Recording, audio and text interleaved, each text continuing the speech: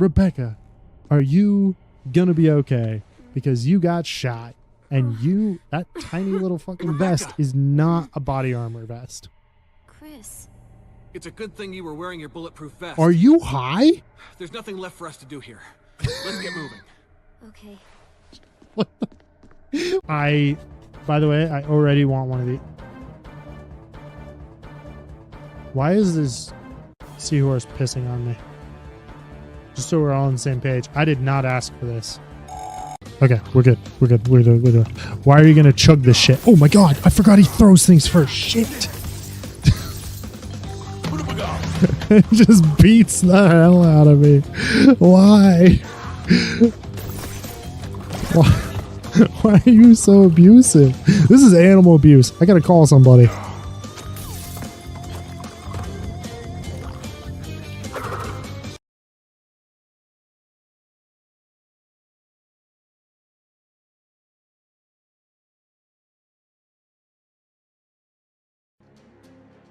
You know what? Break free. I want to break free. Yeah, there he is. He's underwater. He's underwater. It's underwater. Whatever it is, it's underwater, and I don't like it. It's underwater. I don't like it. I don't want to be here anymore. I'm running away. I'm still running away. Whether it's a bear or a wolf, I don't really care. It's something, and it doesn't like me, or it likes me too much. I don't really know, and I can't really tell, and I don't want to be here anymore. Can we just not and say we didn't? Is it still after me? But I gotta be 100% honest with you. I have bad experiences fighting vampires, and they take me and absolutely just booty slap me, and I'm not into it. You know what I mean? Like the bent over pounding that I would take from them is in a whole range of R-rated, and I don't appreciate it.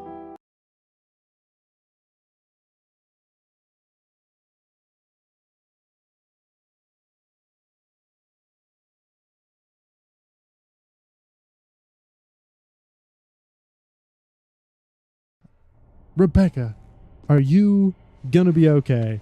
Because you got shot, and that tiny little fucking vest is not a body armor vest. Chris. It's a good thing you were wearing your bulletproof vest. Are you high? There's nothing left for us to do here. Let's get moving. Okay. What the?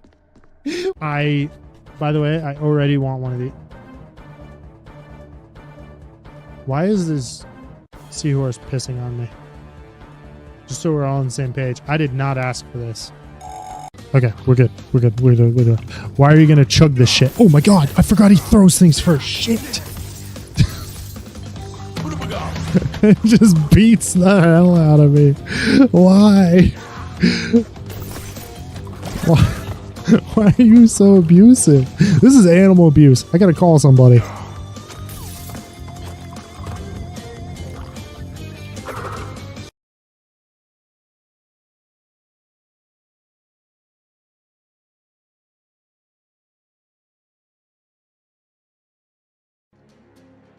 You know what? Break free. I want to break free. Yeah, there he is. He's underwater. He's underwater. It's underwater. Whatever it is, it's underwater, and I don't like it. It's underwater. I don't like it. I don't want to be here anymore. I'm running away. I'm still running away. Whether it's a bear or a wolf, I don't really care. It's something, and it doesn't like me, or it likes me too much. I don't really know, and I can't really tell, and I don't want to be here anymore. Can we just not and say we didn't? Is it still after me? But I gotta be 100% honest with you. I have bad experiences fighting vampires, and they take me and absolutely just booty slap me, and I'm not into it. You know what I mean?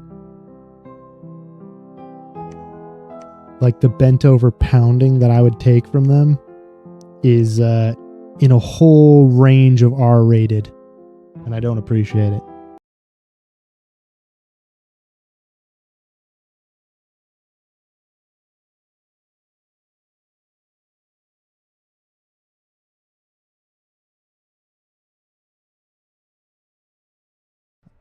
Rebecca, are you gonna be okay because you got shot and that tiny little fucking vest is not a body armor vest. Chris. It's a good thing you were wearing your bulletproof vest. Are you high? There's nothing left for us to do here. Let's get moving. Okay. By the way, I already want one of these.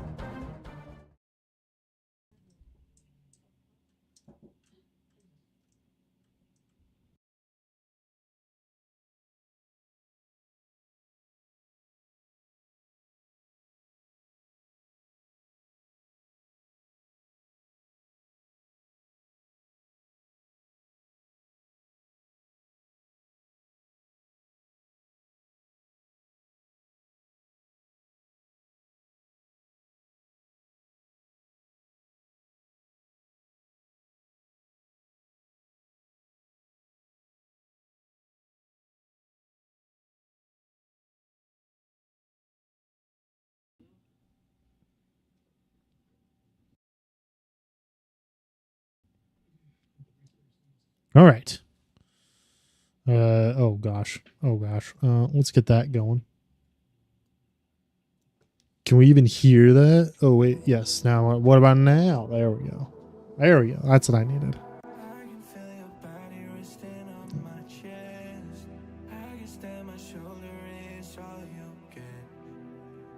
Hello, greetings. It's like really difficult for me to check any of this audio on your guys' end. So.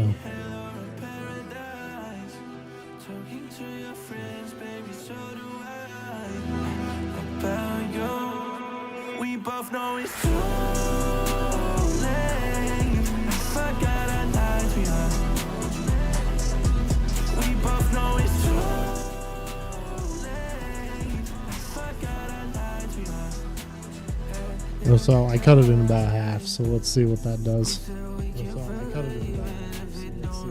That sounds better. Because I kind of just want it to be in the background. I don't want it to override the game, so I guess we'll check that later when I actually get into any sort of battle situation, because it's really hard to test that otherwise. Actually, maybe I can test it anyway. Maybe.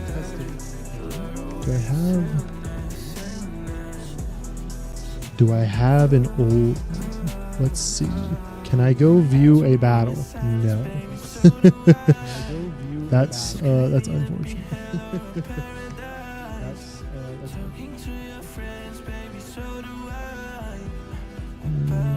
Okay. Well, that is unfortunate. Anyway, we're just gonna back out then. Anyway, hello. Greetings. Let's get the actual game scene up and rolling. Hello. What up? So we're playing Dominion 6, Rise of the Pentocrator. It's probably one of my favorite games of the last couple of years. I think it came out in 2024, if I remember correctly. But it's a very deep strategy game that I am really, really bad at. But I don't really care because it's fun. So there you go. That's that's the end all be all right there. Anyway, so basically what this game has a bunch of different races and whatnot in it, but factions essentially. But we, because I didn't want to play, because I played a bunch of Dominions 5 years ago. They basically have the same factions as time goes on. They just add a couple of new ones, and then they add different mechanics and whatnot for every game. Like Dominion 6, when it came out, it had new magic system, not system, but a new magic path, and then it also had a new way to run mounts. It was very interesting. They also revamped the size system. It doesn't matter. You don't care. I get it. But we are going to be playing on a random generator for all of the factions, because I thought it was... I randomized the factions like a couple dozen times until I found one that was really cool, because I didn't really want to play with the generic factions. So here we be. We are going to be playing on a standard map, medium, 15 provinces per player. Just on basically the standard layout. This will randomize ourselves a standard map, and then also one cave I prefer as the underground layout. There's a different layers to the game, either underground, the base layer. There's also you can go through essentially hell as well for other things, but that's not important. These are the two main ones we're going to be dealing with. There's also rivers, which we will have, and east-west wraparound, which I like. I don't really care too much about north-south wraparound. Sometimes we turn it on, sometimes we don't. I think we're going to leave it off for this one because it's a little bit more confusing than just having the east-west wraparound map. You only play in the Middle Ages on a custom with the randomizer. Otherwise there are different factions, right? So like in the early age in the base game, you get different factions than the middle age, and then same goes for the late age, because there is a lore to the game, where the early age begins, and then there is a lore of, I believe, who won the early age thing, but we're gonna basically ignore that. Doubt it. Yeah. I mean, no, it's not how it works. But anyway, we're also gonna play on difficult is what we played on last time. There we go. I can speak English, I promise. Someday. But anyway, we already have one chosen, and the reason for this is because we've already played with Chahupa, the merman. Oh yeah, the glamored amphibious. What are these guys actually called? I forgot their name. It's Ictids, which are just fish people. That was the first one we played. That went well enough. We also played as the Patium, which they were awful. They were horrible. I hated them so much because they were not very good. When your basic unit costs an extra 50 gold, almost 114 gold per year in cost is brutal. Actually, this is per month minus 50, so their cost was insane for a unit that was sacred. It was brutal.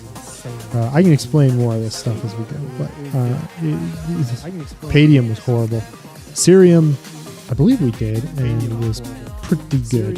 These guys are absolutely insanely powerful, dominating basically everywhere. And then this was one we did most recently. It was the Vortex clad, big, beefy, size 5, chunky, Bardich wielding lizard men with Mushusu, yes, I got it right the first time, beautiful. Sacred, they say wingless dragon, but like dragon ancestor kind of is what they're basically implying there. They were very interesting. I liked them. They were good.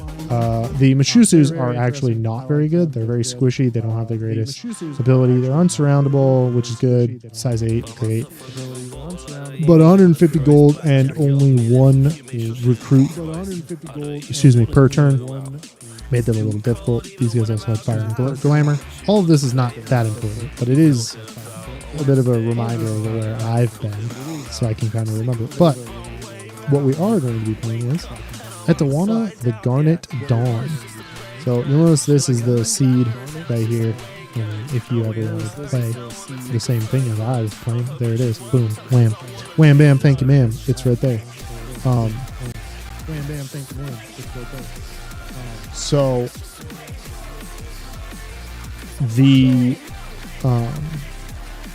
you don't get any of the lore when this happens, which is a huge downer. You don't get any of the lore when this happens. Whoops! I need to do that.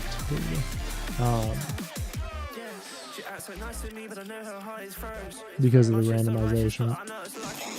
But let's get that out of my ears, please. This is who we're going to be playing as. So let's just go ahead and select them. And then we're going to swap it to difficult AI here. And we're going to have 1, 2, 3, 4, 5, 6 players total. That'll be 15 per player. So, gosh, I don't know, like 90 provinces. Which should make a pretty decent sized map. And then everyone else can be random. I don't mind. I don't care who we play against, honestly. And the AI type will also be random because AI type is like defensive, defensive, aggressive, standard, blah, blah, blah. I want to be surprised, so we're going to keep rolling. But this screen kind of gives us an idea of what we're doing. We are humans, somewhat. But we have some Abysians. Abysians are basically fire people. The old Abysians, essentially, as the ages in the lore of the game, as the ages came down, basically like the magic started to dissipate in the land, and so magical creatures started to become more rare, and so creatures like Abysians, who are essentially volcano-dwelling flame people, humans,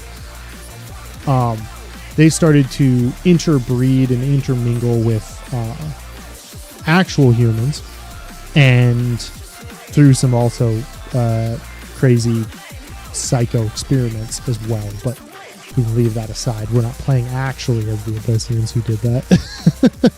But they eventually essentially bred out a lot of the fire capabilities of their people. But we are Abysians. We prefer heat scale +1. That will be important when we make our god. We have light infantry and heavy infantry. That'll be shown here. Light infantry. Actually, that's a heavy infantry.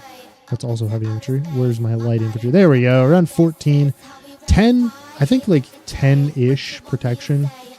Under 10, basically, is, I believe, what they would consider light infantry. And then heavy infantry is typically more closely around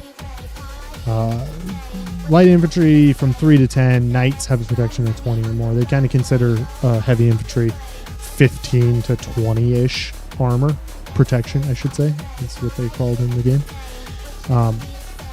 But yeah, this gives you kind of an overview. Light and heavy infantry champions, which I don't really care about that. That's kind of a stupid way of putting anything. Heavy horse and griffin cavalry, which is fantastic in a way, and also really kind of sucks in another way, but whatever. Sacred Abyssian heavy infantry. That's these bad boys. They are absolutely fantastic and sacred, but we'll get to them in a second. Our magic paths, water and earth, are the primary paths. Weak astral and glamour, that is very true.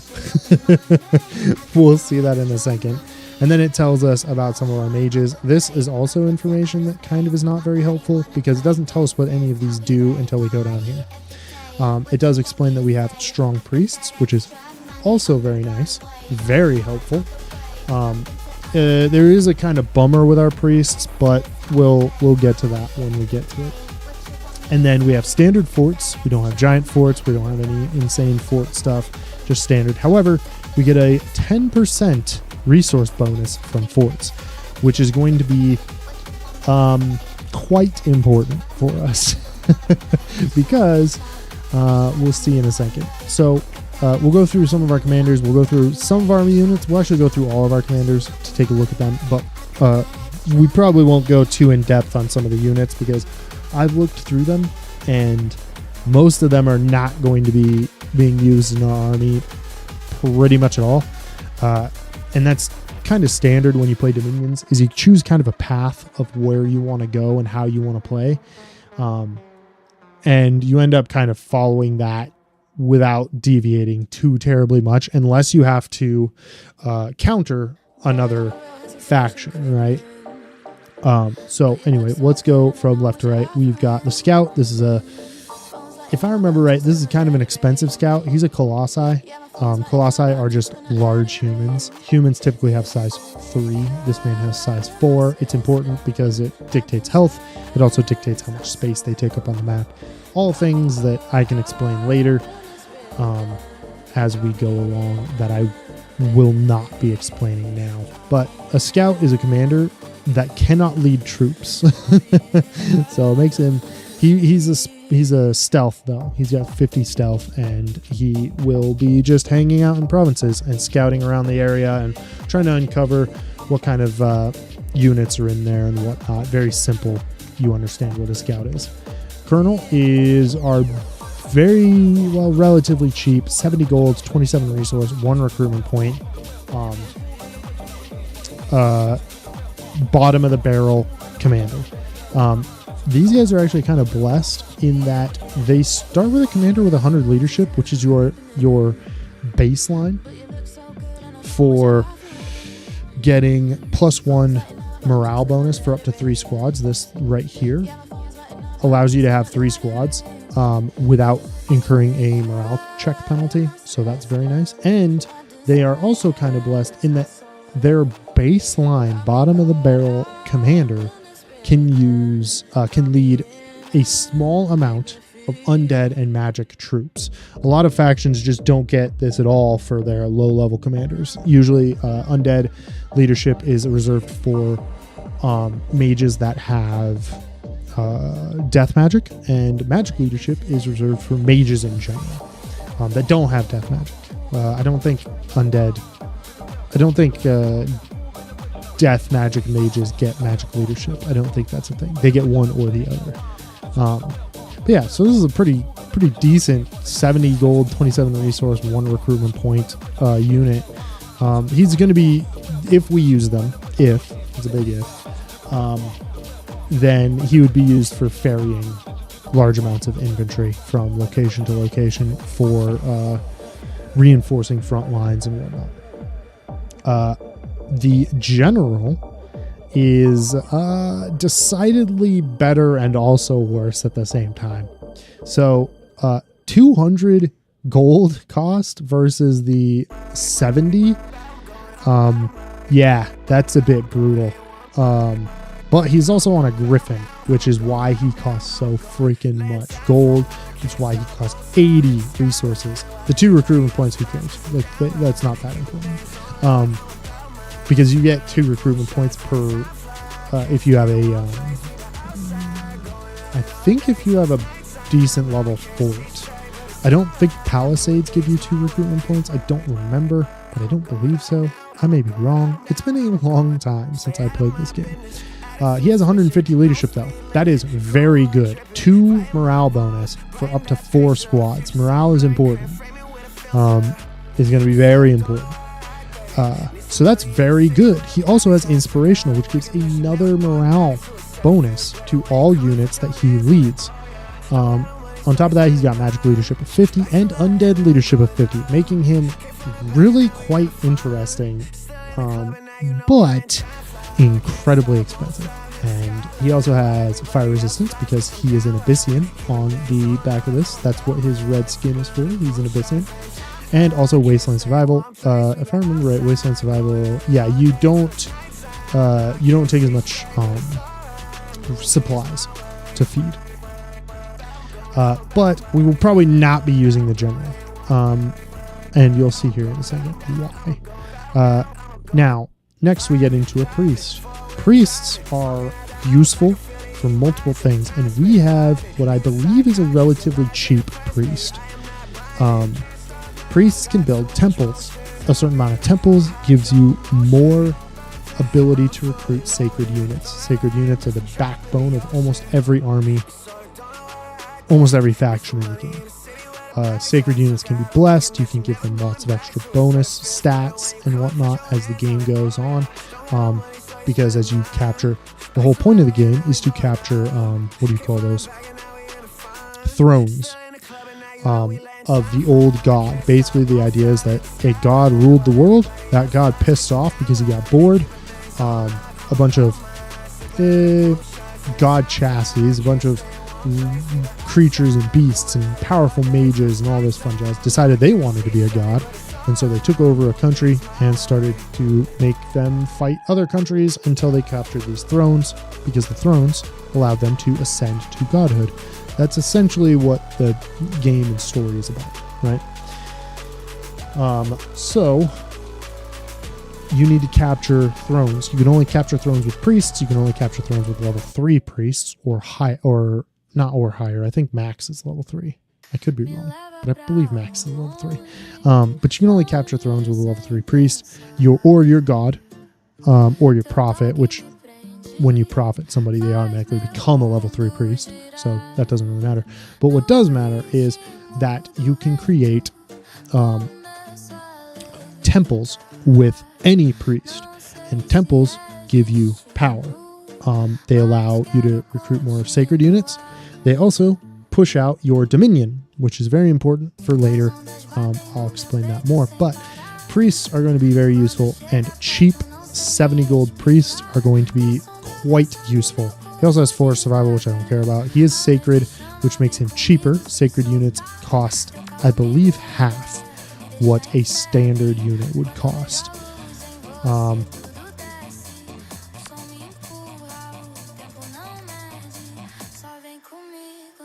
Half the usual cost to maintain, yes. So sacred units are a blessing and a curse. They cost half as much to maintain for per month. That's this, or per year. However, they also cost to recruit a bless point, basically.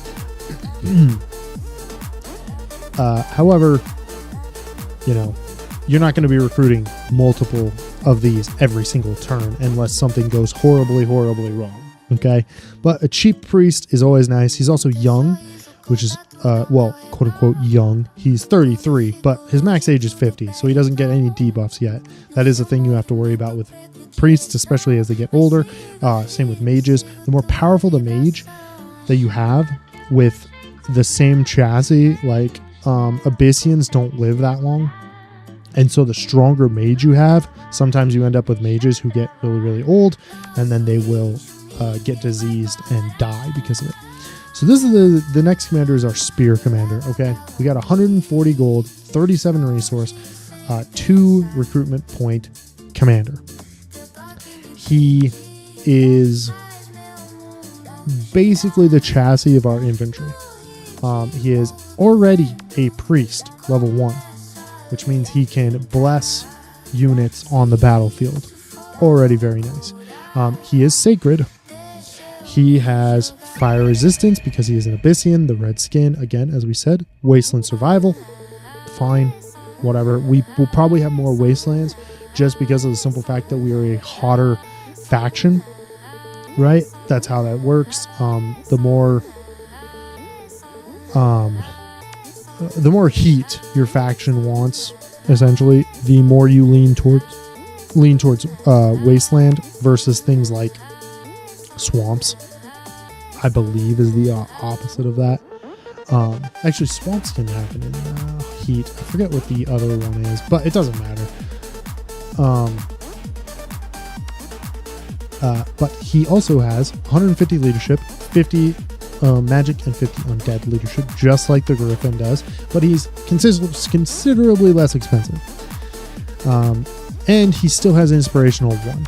Plus, most of the units we will be leading into battle will be spear units, much like him. So his map movement being 12 means that he will be moving with the army that he is going to have, right?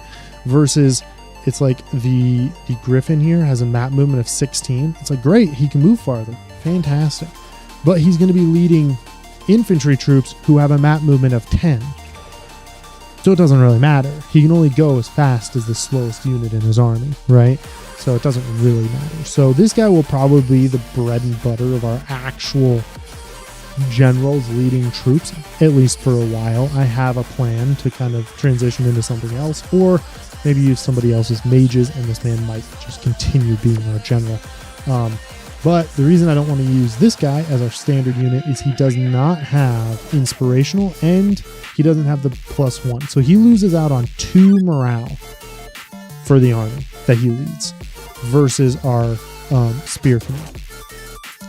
Spear commander is very beefy. He's got 21 health. 21 health, yes. 21 protection.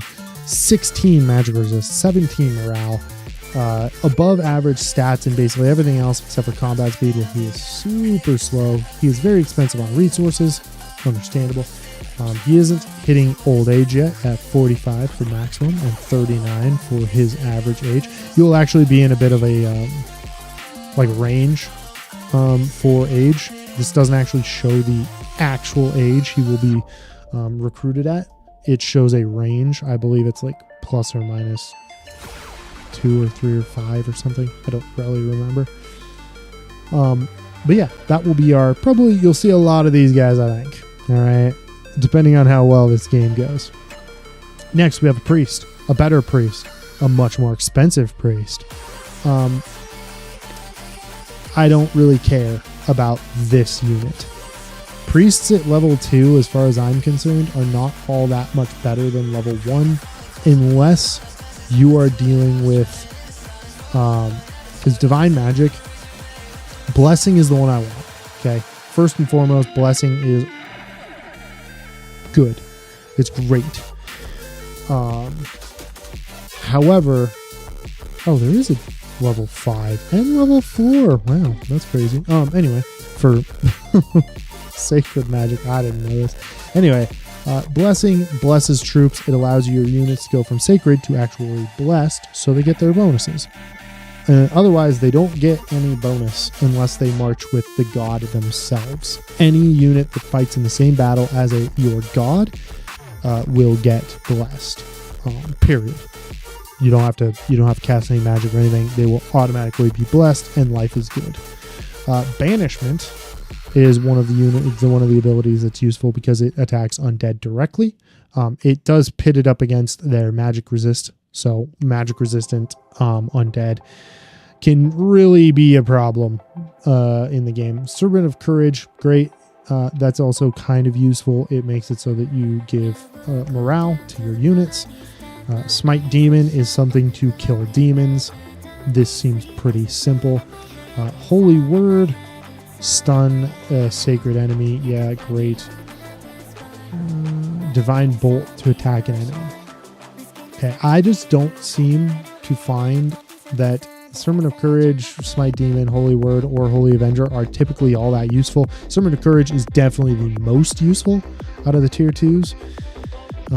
But Blessing is what you need. Your priests are going to be running around, building temples, blessing troops if they have to. And so Blessing is very good. And if you want to have a better use for a priest, you want a tier 3 because they give you Divine Blessing. Divine Blessing is a blessing for the entire battlefield. You cast it once, your entire battlefield gets blessed, and you move on with your day. Period. Boom. Done. They also have Smite, which is again another attack spell from Divine Magic, but again, not the most important thing. Blessing 100 sacred units to go and kill your enemies is far more important than smiting a single unit. You know what I mean? So there's that.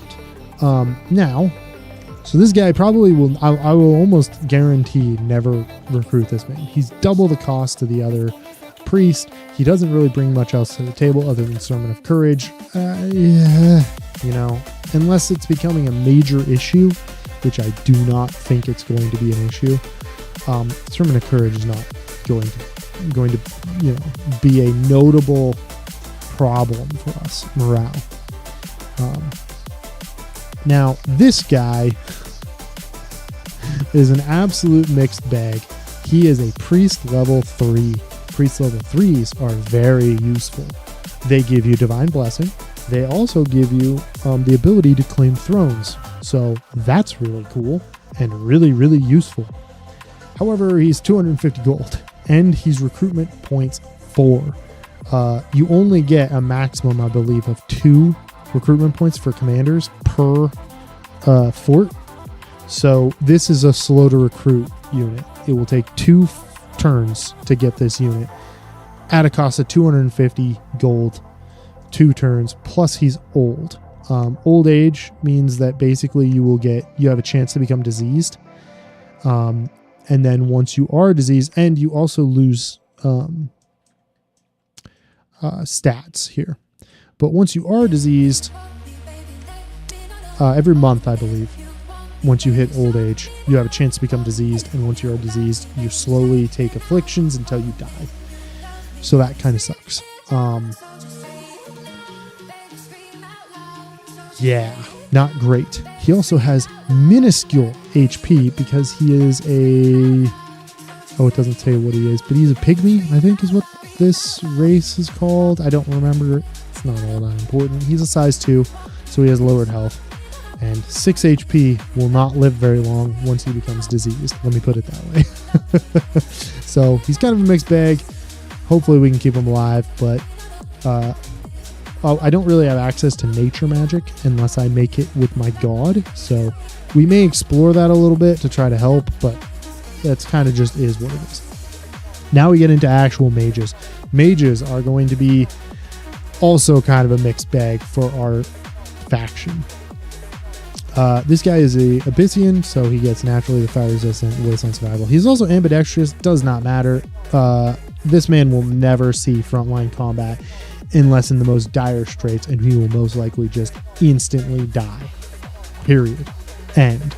That's the way it works. But this little question mark is that he has a random magic skill. And this is how it works. So he has a random chance. He has a 100% chance to gain 1 magic ability, right? Now it is a 25% chance for each of these. So 25% chance water, 25% chance earth, nature, glamour. There you go. He will get 1 level of one of these 4, period. However, he also has another 10% chance after that to roll one of these 4. So what is that? A 2.5% chance for water, 2.5 for earth, etc. This is calculated separately from this, if I remember correctly. So this will happen, and then this will happen, and so therefore you won't, like, you can end up with 2 earth, you know what I mean? Or you can end up with 2 water, but you can also end up with a water and a glamour. That's how that works. These guys are going to be research slaves, is essentially what that's going to be. That's what we call them, or at least that's what I've always called them. And I believe I got that from somebody on YouTube, so from like 5 to 8 years ago, 10 years ago maybe, gosh, when I was playing Dominions 4. Anyway, these guys are cheap. I view, maybe this is wrong, but I view the recruitment cost and yearly cost of mages as basically like this. They are a decent research mage if their research ability is greater than 1/10 of the gold cost, and if their upkeep cost is also that. So at 60, 7 research ability is better.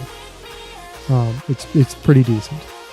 They also gain an extra point, I believe, or maybe 2 points if they get a second level, of magic. So that could also help. These guys aren't doing anything other than researching for us and maybe looking for magical sites around the map.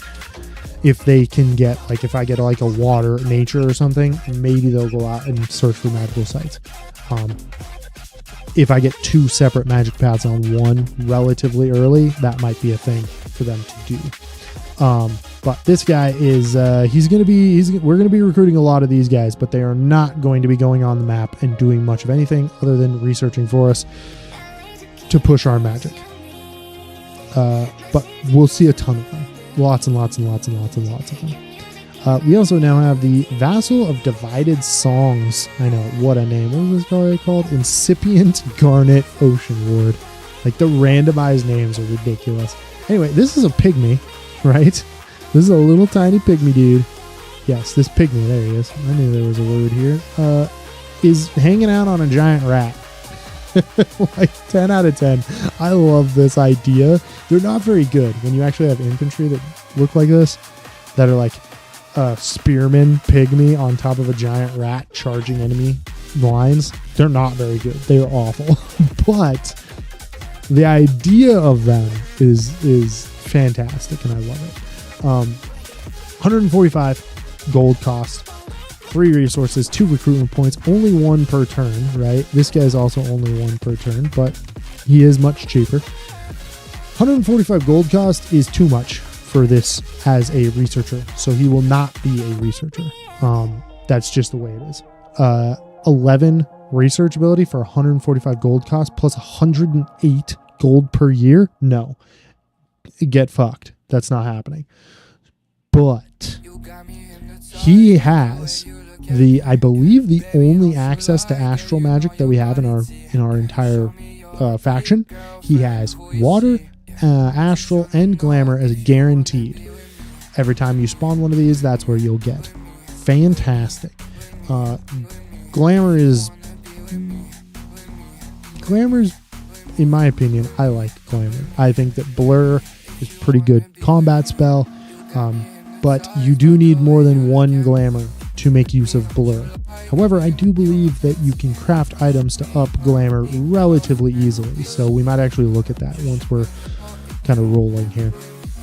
Astral magic is, again, decent, and water magic is, again, it's got decent enough summons, but mainly for underwater stuff. This guy's whole purpose will be to site search for these, and we might use him because he's not of old age, not for 5 years, so he will be live relatively decent. He's also got ethereal, he's invulnerable, he makes an interesting unit, not one that's very great, but he does have 3 magic paths that we might be able to buff up, and that would be very interesting to me. So he's on the table, but we're not going to recruit a ton of them probably. And then Garnet Ocean Ward is a guaranteed 2 earth, 255 gold plus a 204 gold per year cost. This mage is expensive for what we get out of it. 2 earth plus a guaranteed path in either water, earth, nature, or glamour, just like all of our other mages, and then a potential path in one of those 4 again. That could make him a earth 4 mage, which would be very interesting. But a lot of what earth provides for summons is slow moving heavy infantry or giants for cracking walls, which we will want. Don't get me wrong, I will want a giant for cracking walls. There's a siege golem unit within the game that's what you use him for. But this guy is just, he's an adept researcher that gives him more research, but still not enough, not even close to enough to make it worth it. In my opinion, I believe a bunch of his cost is coming down to he has the Throne Sutra, but he's a spy. I think that's a good portion of what his cost is doing, is like a bunch of this, because your costs are based on your abilities here and then your stats and whatnot, as well as what armor you're wearing. And this guy, just, if he didn't have spy and if he didn't have like a leather hauberk and instead had robes, he might be more reasonable. But as it sits, he's too dang expensive for us to do dick with him, but maybe raise one or 2 just to try to get ourselves maybe higher level earth magic. Then we have the Grand Garnet Ocean Ward, which he's expensive, insanely expensive. He also costs 328 gold per year. Okay. He is not going to be used for researching, period. He has cold resist, which is interesting considering the whole Abysian is the vast majority of our army, correct? 435 gold. He's a 2-turn recruitment versus this guy's being a 1. So 4 recruitment points, 2-turn recruitment. He is, however, very quick, which is kind of humorous. He has leadership. He has magic leadership. Not great at all. But he has map move 24, and it's very funny because it's actually because of the large fish. He's literally riding a flying fish, and it's hilarious to me. Flying fish that need not eat is flying, swamp survival, animal, and sailing. Sailing means that he can take with him a unit across the ocean. I believe that is probably for the rider, I believe, but I'm not entirely sure. And he's cold resist. It's just odd. Okay, it's just kind of weird. But he has 2 water, 3 earth guaranteed. This guy might actually be useful. Now, I do not remember most of the spells in the game, and I could not tell you for the life of me if 2 water, 3 earth is very useful. However, we have this super cool thing where we hit S on the screen, and now we can go in here and see. Oh my gosh, I need to find out about water. 2 water, 2 earth gives me cave cows. Do I want cave cows? No. But it does give me an idea of what I can do. 3 water would give me summon water elemental in outside of combat. That would allow me, inside of combat, sorry. This little symbol here is a ritual. That means it's cast outside of combat. So I could summon water elementals in combat to send into fights.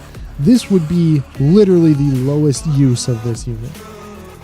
Because he is way too expensive to send into battle for a 100 fatigue cost spell that can be cast 1 time. Like, you would need like a dozen of him to actually make a battle worth it for using that.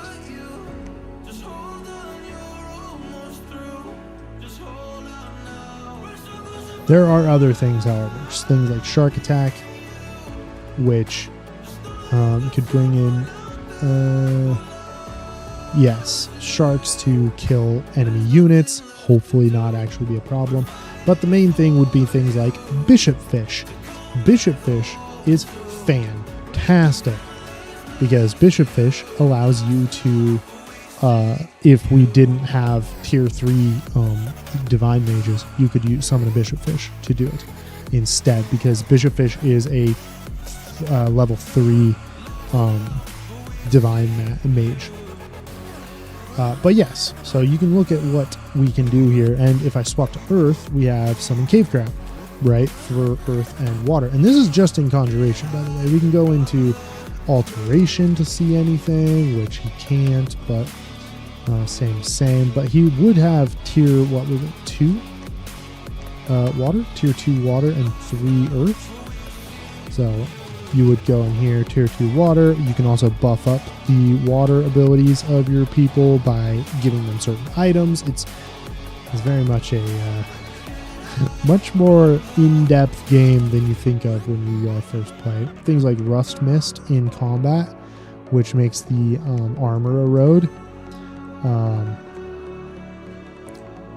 Anything else that's actually interesting here? Yes, the creation of Clockwork Horrors, Soldiers of Steel.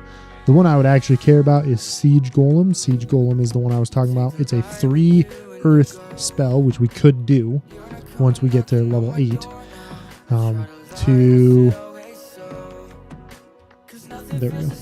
To crush walls.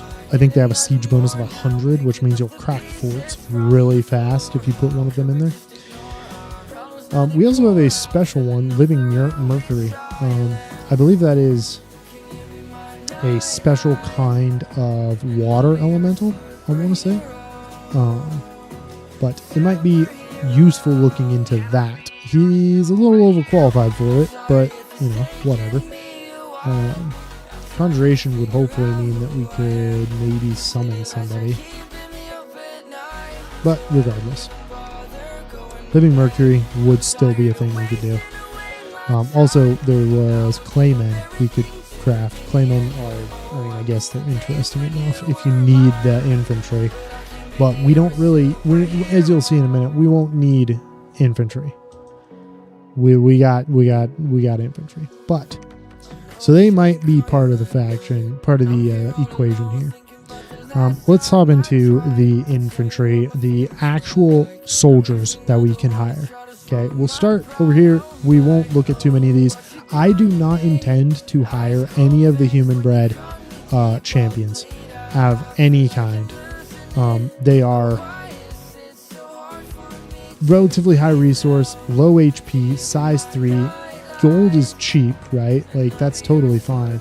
But they have quite a lot of resource cost for bringing me essentially chaff units, which is fine for some races, but for our faction, we have better options. One of those options are the Colossi.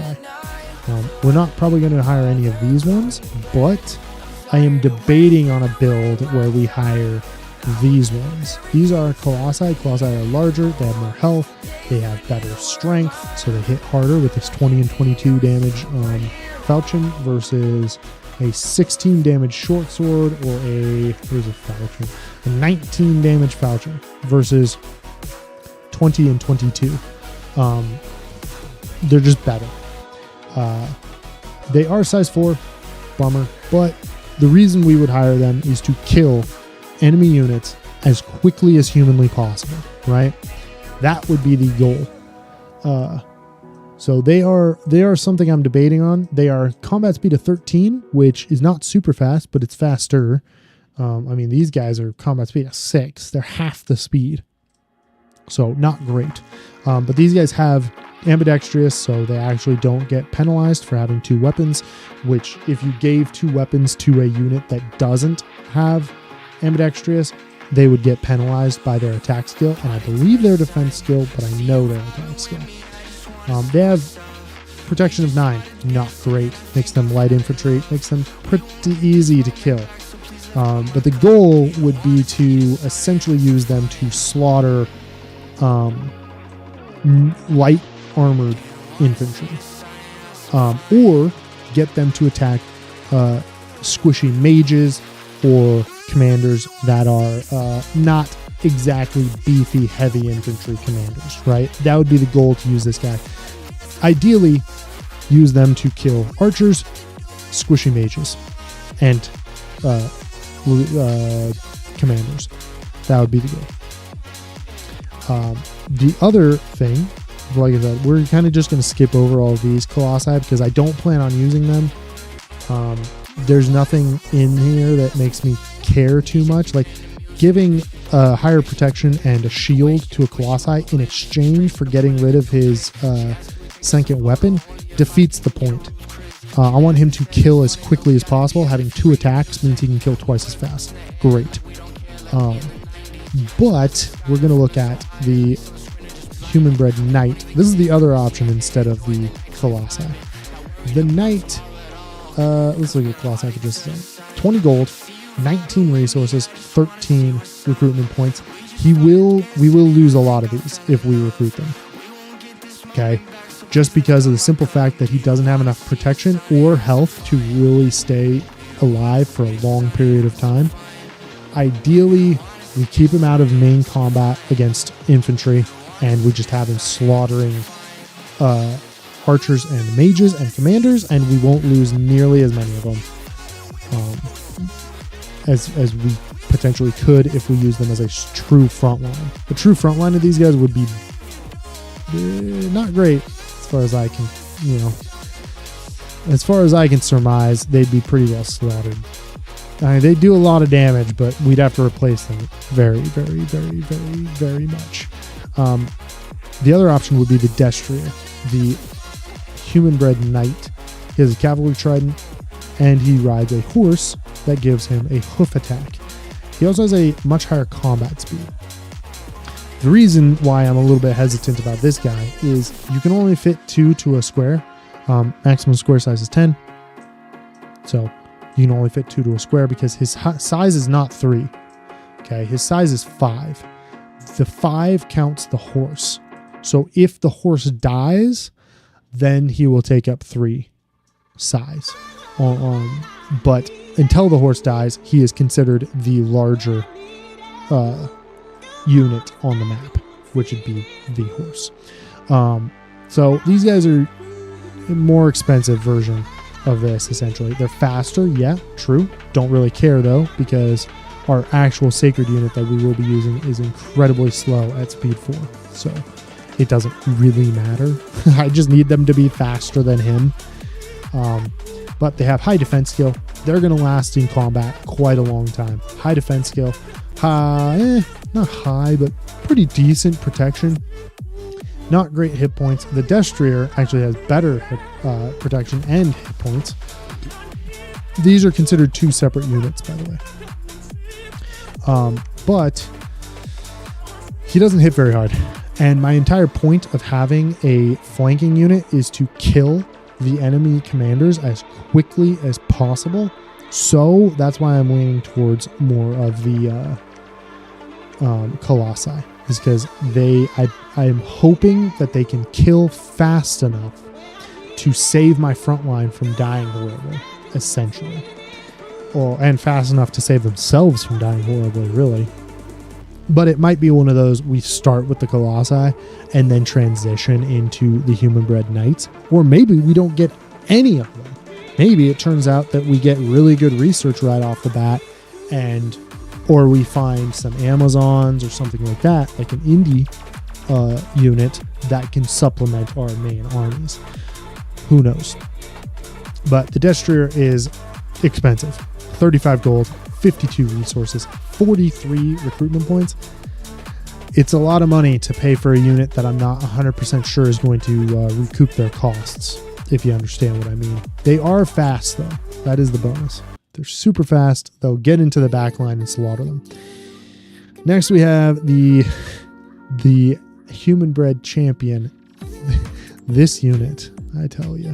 110 gold, 80 resources, 24 recruitment points. It is a Griffin cavalry unit, which is fantastic. Typically flying cavalry, recruitable from your capital, and typically from any of your forts, right? All of these units, I believe, are going to be recruitable from my forts, except for that guy, the flying fish. He's awesome, except for he costs an arm and a leg. Broadsword, great, fine, whatever. Lance does extra damage on charge. So great. It's fantastic. Plus, they can literally drop in on enemy backlines like instantly, which is super nice. But it costs so much money. I'm not 100% sure if I'm going to use these at all. They're just so expensive. So expensive. They don't have defense skill. They really aren't that good in a straight up fight. Their utility comes from the fact that you can drop them on the enemy with flying and kill commanders, snipe commanders. However, my hope is to be able to snipe commanders with summoned units rather than relying on purchasing griffins. So ideally, we don't get any of these. Last but not least, and actually, in fact, last but probably the bestest, is the Titan Heart Twill Trance. I'm not pronouncing that ever again. It's Titan Heart, guys. Our sacreds. These units are going to be the backbone of our army, I believe, is how I'm going to run this. They are 22 gold, which isn't horrible for what you're getting, in my opinion, but you know, whatever. Resources 37, fantastic. That's really quite expensive, but we'll get over it. Okay. Recruitment points of 26, again, expensive, but we have a 19 health, size 3, which means you can stack 3 of these guys in a single square. There you go. For combat, which is better than it could have been. The only thing was formation fighter. If these guys had formation fighter, my goodness, would I be very happy.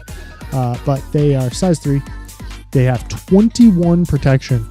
They have 21 armor. You have to do over 21 damage to even scratch these guys. With 19 hit points, they're already sitting pretty solid in the tanky division of combat.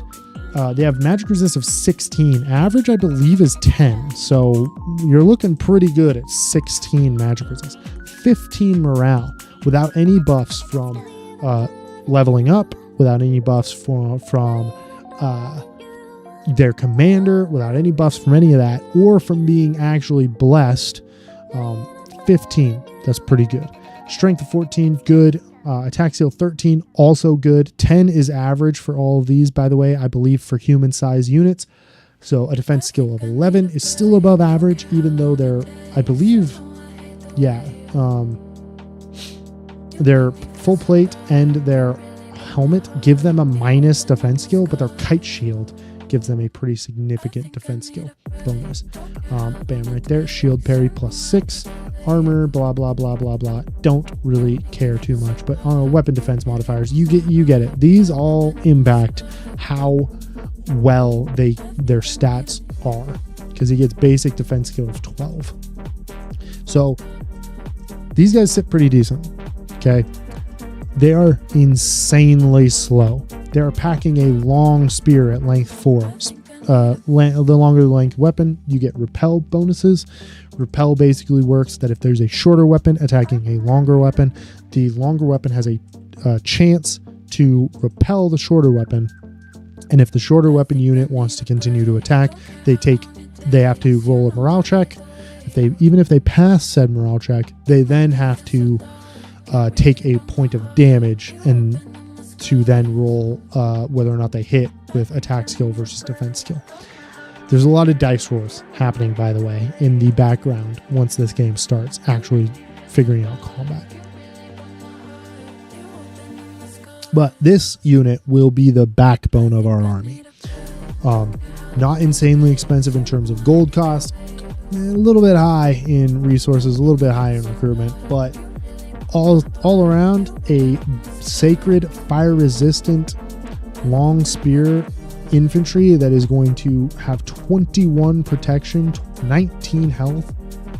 I want him to stand in a line and live as long as humanly possible while making sure that the enemy stays in one spot to eventually be surrounded and slaughtered by whatever unit I decide to use as a flanking force, i.e. probably the Colossi.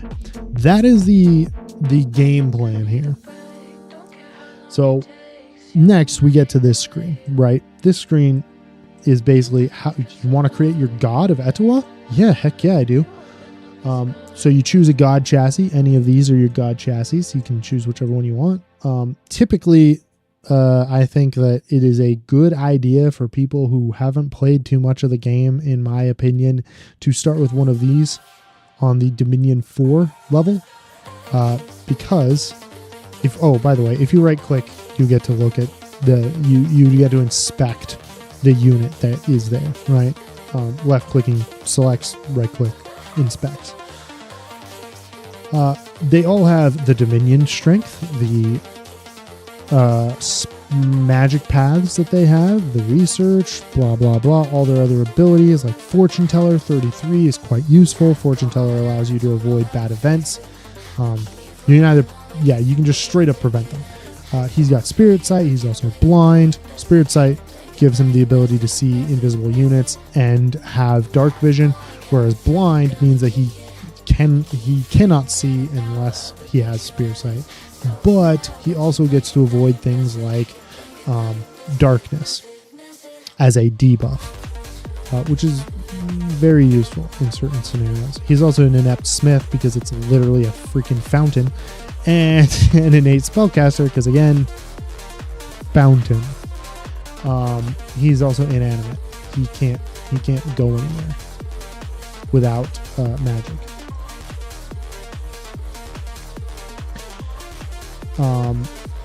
Regardless, I would say if you're just playing the game starting out, choose one of these. That way you have a powerful spellcaster at home and you don't have to worry too much about him dying, because that's the problem, is once you start getting into the Titans, that's Dominion 3 is kind of the Titans, Dominion 2 is beasts, and Dominion 1 are like your human mages, or humanoid mages usually, but they're almost always humans. The alchemist allows alchemy, blah blah blah blah blah. We are going to go with a Dominion 2 monster, because I haven't really played around with monsters recently, and I think it'd be cool. How's that for an answer?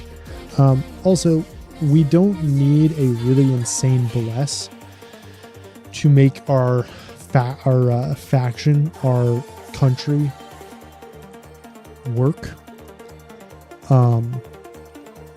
So I'm not going to worry too much about making an insane bless. So instead we can do things like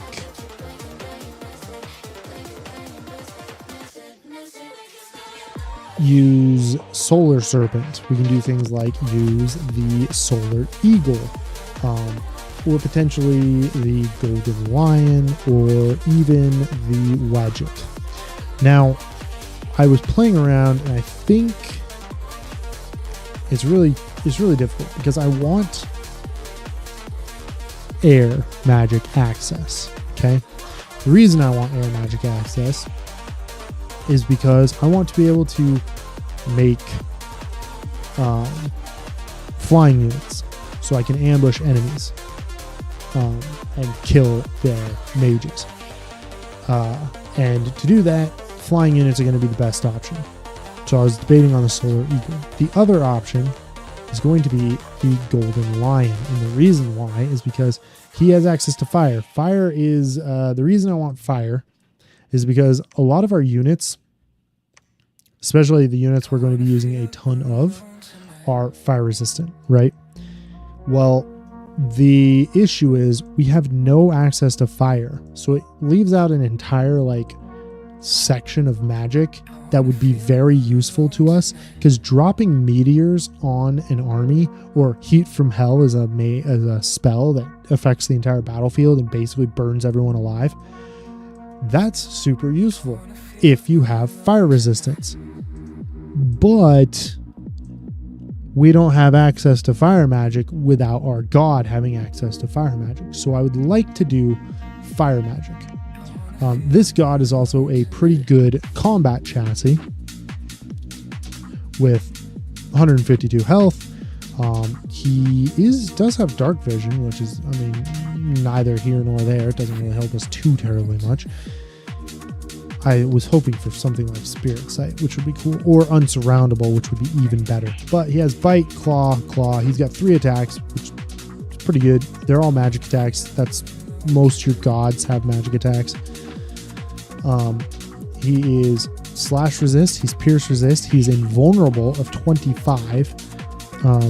So he has this amount of natural protection against mundane attacks, which is fantastic. He is a nature mage and he is a fire mage. And the reason why I'm tempted to take something like this is because if I up his nature magic. Now, we're going to sit here and we're going to do a little bit of a checking, right? Boom, nature. I believe it is down here. Gift of Health is a level 6 spell.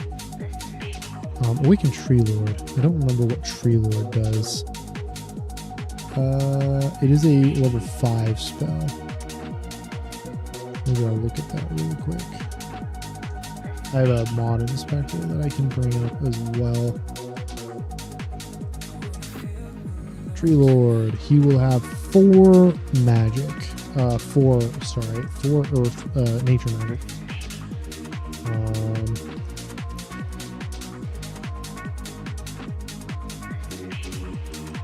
Or potentially 5.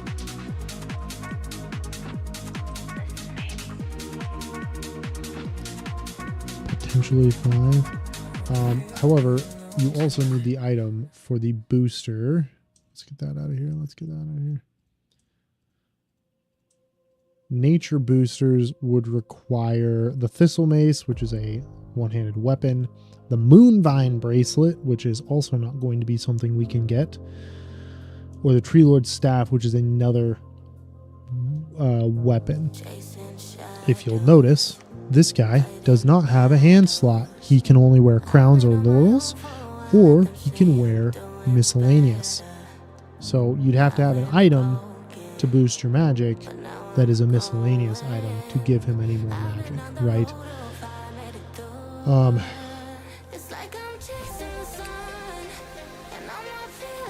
But I am tempted to get him in because he can then use, like I said, the summon. Conjuration was one of them. Contact Lamia Queen, which is not something you could do. I do not believe Lamias are very helpful anyway. There's also the Tyrannis, but that's all the 5 nature magic. Enchanted Forest. Okay. I thought there was a summon Ivy King. Is that the one that matters? Tree Lord could have level 5 magic, but Ivy King has level 3, but he can also wield, he has 2 hands. So he can also wield the Tree Lord's staff, which would be what we would need is it would give him 5 magic in nature, and then he could also wield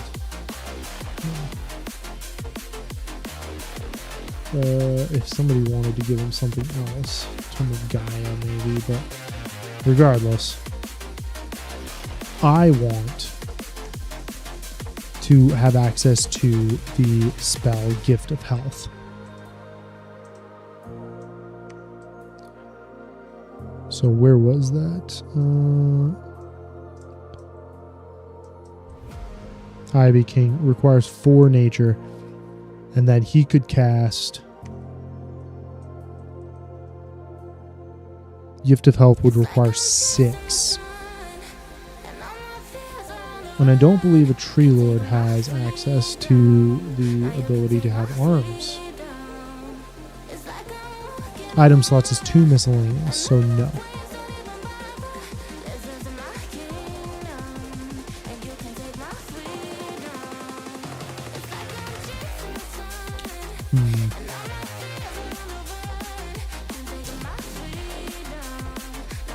How do I want to do this thing?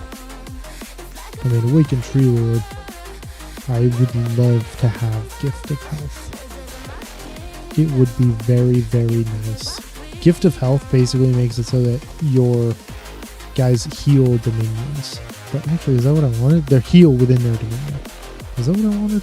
Was it what was the other one? There's a nature magic here that I really, really like. Not Gift of Reason. Nobody wants Gift of Reason. Gift of Health is really, really good.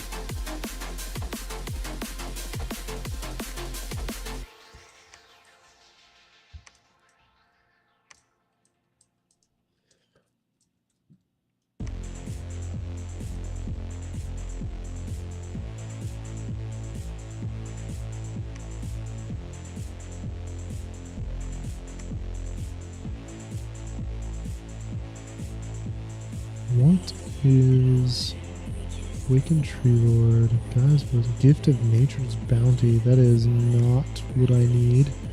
It is a level 7 nature magic though, which would be fantastic. Because Gift of Health is level 6.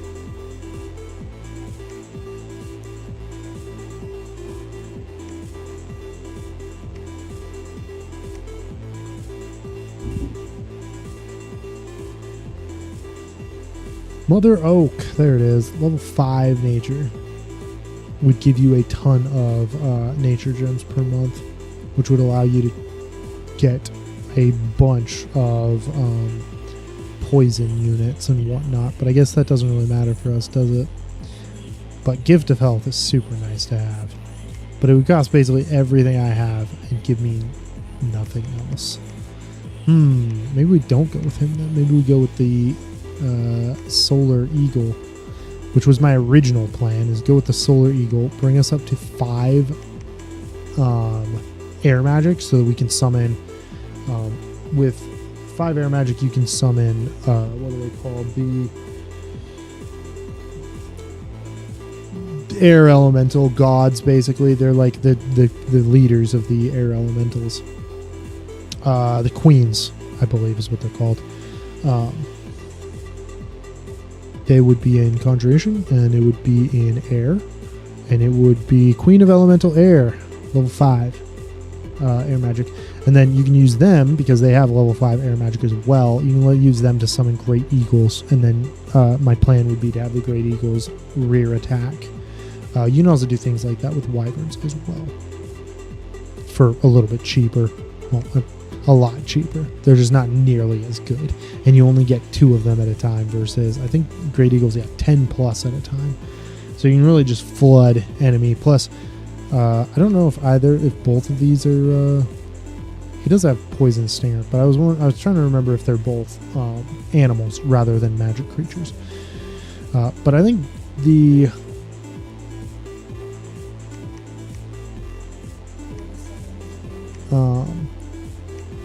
something like this. I think 5 air magic, 4 fire. I believe I only need 3 fire to get what I really want, but I don't know where else to put the other points. Because it's 80 points to add a new path of magic, and I'm not about to spend that. Plus, I want him awake, I believe. Because I want to basically get him rolling on killing as soon as humanly possible. So that we can start expanding really early. We will take the blessing, essentially, our dominion. I forget how this what these are actually called, but scales. There we go. We'll take the scales of too hot. That's 1 above where we normally would want to be, but I'm not too concerned about it. It hurts our supplies. It hurts our income, but I'd rather have more resources because a bunch of our main units are going to be very resource heavy. So I want more of that. We can also recruit 5 of them per turn. That's what your Dominion gives you. We need to add a Bless effect. I think Swiftness. And Swiftness gives Blessed units a movement speed and defense bonus. And one of the reasons why I'm saying that is because I don't know if there's anything else that I really care about. Righteous Wrath would be really nice if we had really, really cheap sacred units that we didn't mind dying,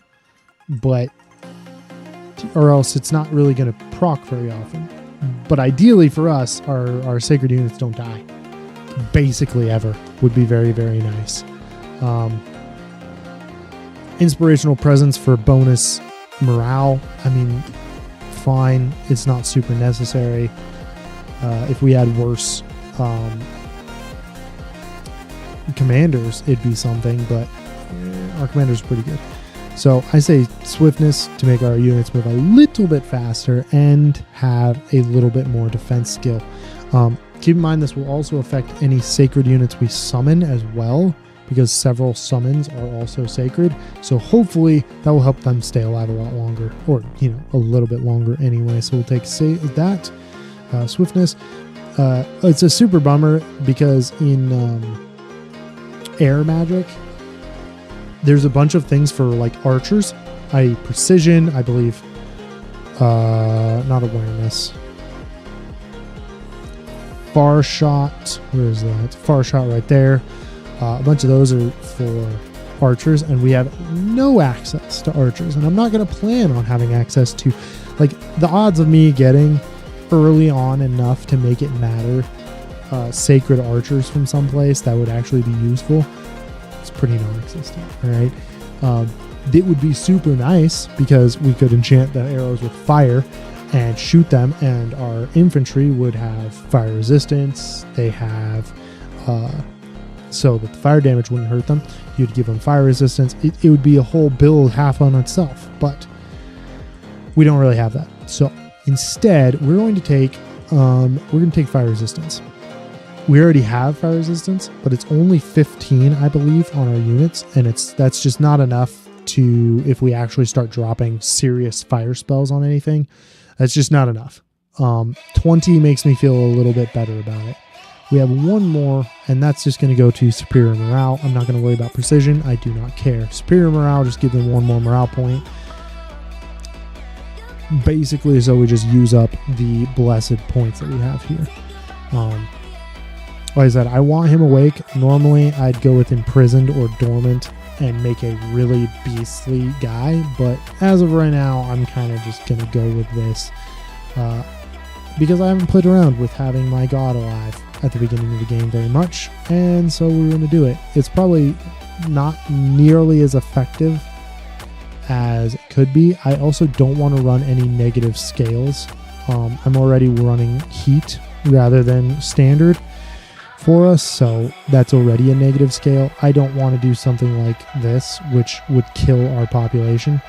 I don't want to do misfortune, that would hurt us. Mage, we're going to rely quite heavily on mages towards the mid game, so I don't really want to do that either. And then turmoil hurts our income, hurts our resources, and I can't even up our resources anymore, so we're going to leave it as it sits. I think that's what we got. We're going to choose a name that's a little easier to pronounce, like Fawn. No, I don't like that. Toss. His name's going to be Toss. You know what? With 2 S's. Fuck it. Bam. All right. Now we're going to set up the game. So, Toss. 2 S's on my Toss. It reminds me of Protoss from StarCraft, I guess. Now it's in my brain. We're going to allow renaming. This is mainly for me to avoid having multiple soul commanders when I'm talking about them and trying to find them on the map that have the exact same name. Because there's just a smaller pool of names that the game pulls from. So I'd rather be able to rename them. Diplomacy is binding. This I don't care about because the AI, they added diplomacy in Dominion 6. It's not great. The AI will essentially refuse to be friends with you with a non-aggression pact, basically for a while. But if you keep asking them, like every single turn, they will eventually say yes. I think basically it has like a % chance, factored with a couple other things, but I don't really understand it. So they will refuse to be your friend typically for multiple turns, but if you just keep asking them, they will eventually say yes. And then they won't attack you. Basically ever. And so it makes it so that the game kind of it makes it so you can cheese that pretty ridiculously. So we're probably not even going to play with it at all. But we're going to leave it on. I'm just not going to do anything with it.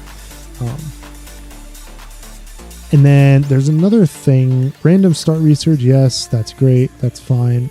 You can also kick up the research if you wanted to, but we're going to leave it on standard. I think everything in here basically stays standard except for thrones. So you can play in multiple different ways: conquer all or victory by thrones of ascension, and you can play with the cataclysm. I do not play with the cataclysm. I do not like the cataclysm, so I'm not going to deal with it.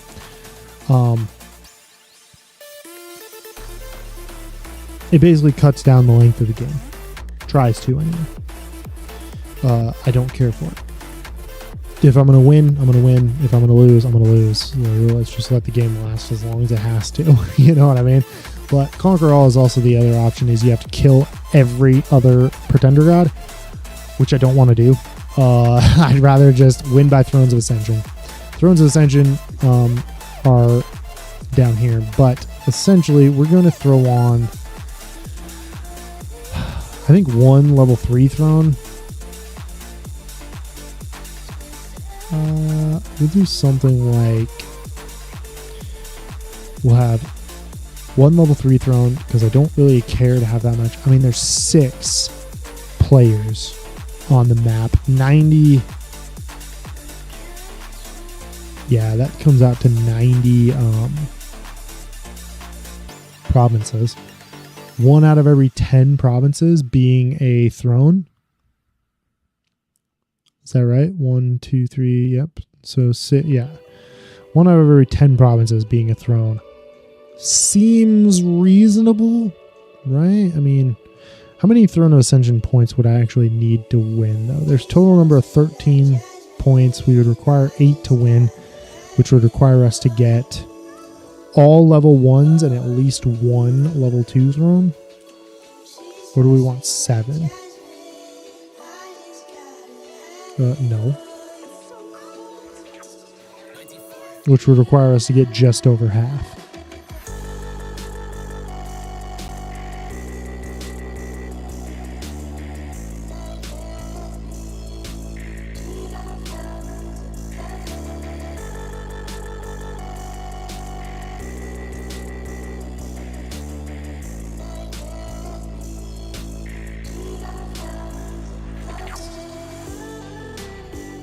I don't know. I think that's fine.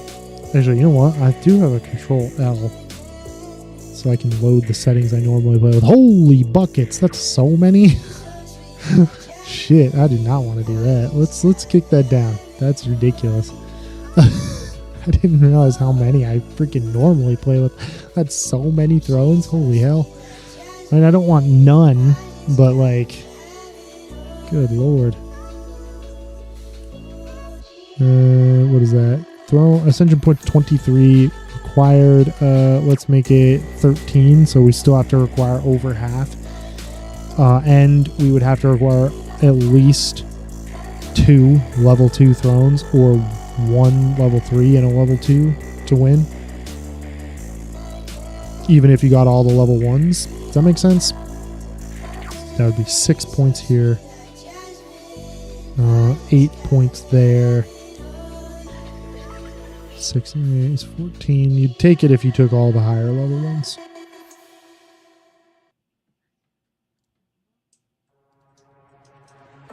Yeah, that's probably good. Let's make sure nothing else changed. Renaming is allowed. Randomized everything. I don't think I change any of this when I do that. So yeah, let's hop into it. Yeah. Oh, yes. Okay. Cataclysms turned off. Fantastic. All right. Gosh, I always find it humorous because whenever you play Dominions and you're like explaining it to people, it takes so long to explain that now I've been talking for an hour and a half about what the plan is. We barely even got started. We made our god, we got rolling, but we haven't done anything really. And this is lore dump. I'm not really going to get into it, but basically the world started out as chaos. Then a Pentocrator came in and he took over. And then from there, wow, this is a horrible start. But from there, he then got bored and pissed off. And pissed off as in he left. He just didn't give a shit anymore and left. And all the thrones are now empty. And now other gods like Toss here, the Solar Eagle, has decided he wants a chunk. You know, he wants to be big bad and in charge. So yeah, fantastic. Anyway, let's see what we start with. We start with a Colonel, which is fine. It's whatever, not a big deal. We also start with a Scout. You always start with one of your, I believe, your lowest level commander, and then a Scout. You always do. We also start with Toss because Toss is our god and we chose to have him awake at the beginning of the game. So there he be. We're in Etiwana. This is our capital. We have like, that's not bad. Plains and River, Plains and River, Plains and River. Plains and River are high income. It would be better if we had Farmland River right here. That's even higher income. Plains don't actually give you bonus income. It's the river part that does, right? But, I mean, it is what it is. We are going to plan, I believe, on, if we can, we're going to move to take Dathan, Vulcan, and Anicia. The reason why I'm saying this is we start right next to the ocean, which kind of sucks for us. And is, I guess, kind of decent for us, too, because we could expand there. There's also a cavern here. But we start next to the ocean. This cuts off our expansion path here, but also protects us on this side. If we zoom out, we can actually see that this is the wraparound part. If we head this way, we'll eventually hit the ocean as well.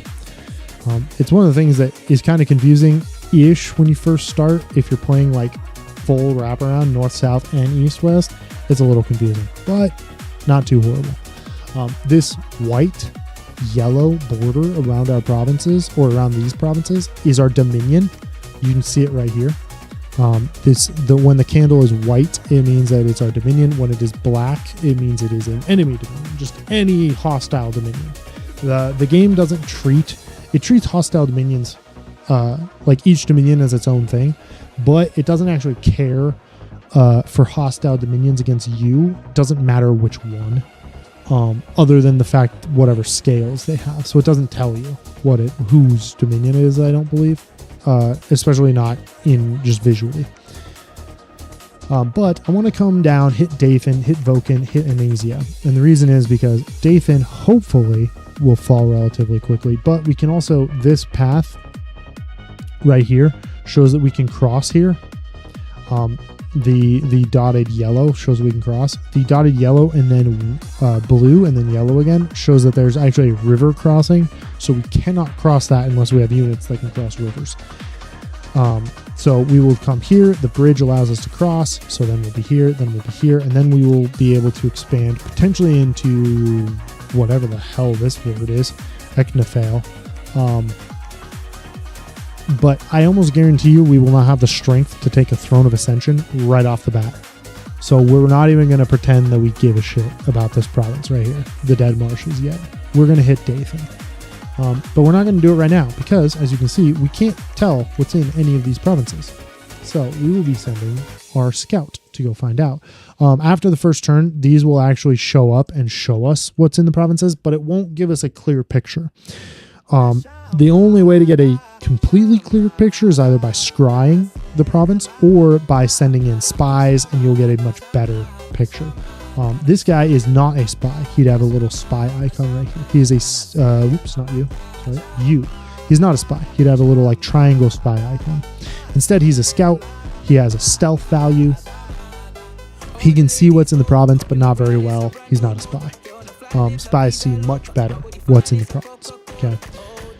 So what we will be doing is I'm going to get Toss researching. He's not a great researcher. Okay. He's pretty crap at it. However, I don't believe he has any ritual spells. Nope. He can't have any ritual spells. He doesn't have any items he can forge. Actually, he does have an item he can forge. Because I guess we have trinkets. What's our... we got construction, enchantment, and conjuration. You start with random magic path. Well, I believe it takes and gives you 150 magic research, and it just randomly gives it to you. So we got in 3 different ones, but sometimes you'll end up with 1 and then half of another one. Well, 1 and then half, 1 and a half of another one. You know what I mean? Because this is how much is required to move to the next level. But like I said, we started with conjuration, which doesn't give us much. Level 1 conjuration gives us some very basic spells. We are almost guaranteed to not use any of this. This is useless. All this is pretty much garbage. We start with construction, which is actually useful because construction allows you to move down to crafting better and better items. Lesser magic items, and then greater magic items, and then eventually down here to unique magic items. But we will be pushing down this path eventually so that we can get siege golems. Because siege golems are going to allow us to crack forts very quickly. So that will be maybe not the immediate initial goal, but it will be something that we strive for. And then in here is something else that I'm tempted to do, is push towards living mercury. Now, I do know that living mercury is, I believe, decent. I believe it summons a size 5 from living mercury. Yeah, enchantment 5, size 7.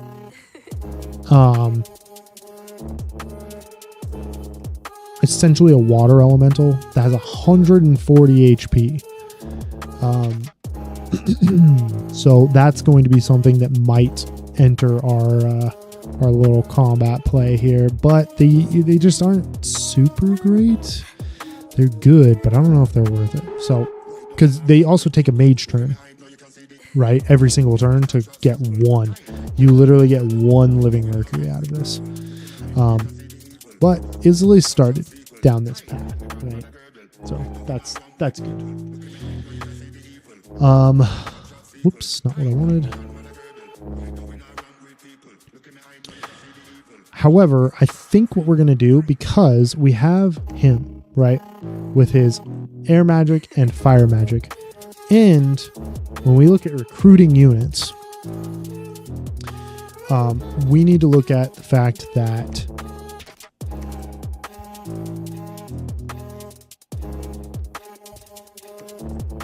we need to look at a couple things. One is we're right on the edge of the water.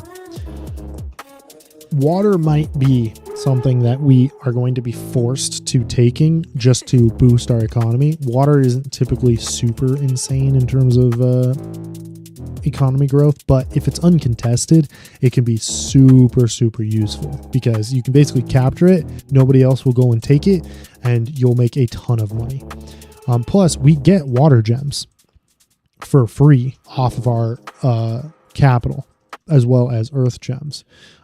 So we might as well use them, right? So I think what we'll do is we'll recruit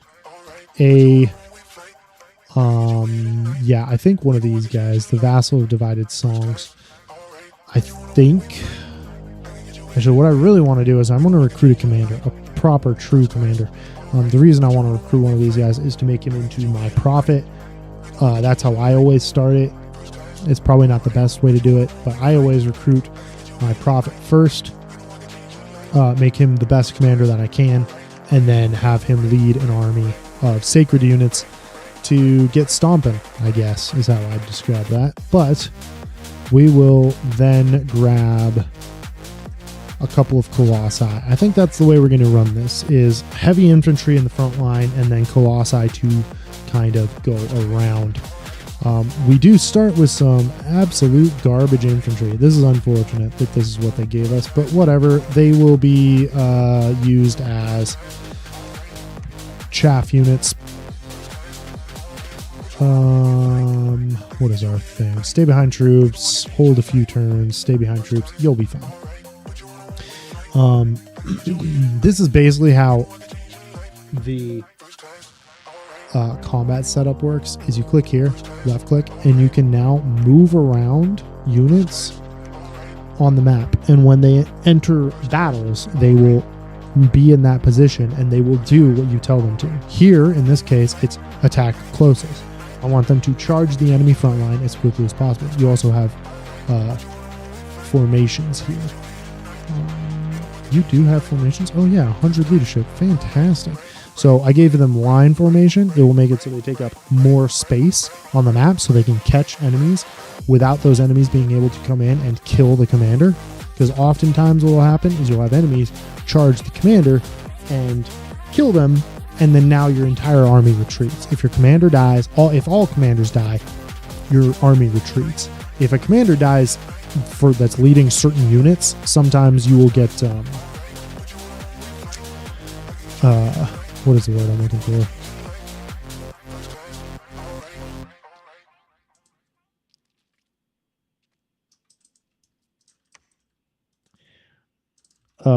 They'll get a morale debuff, basically.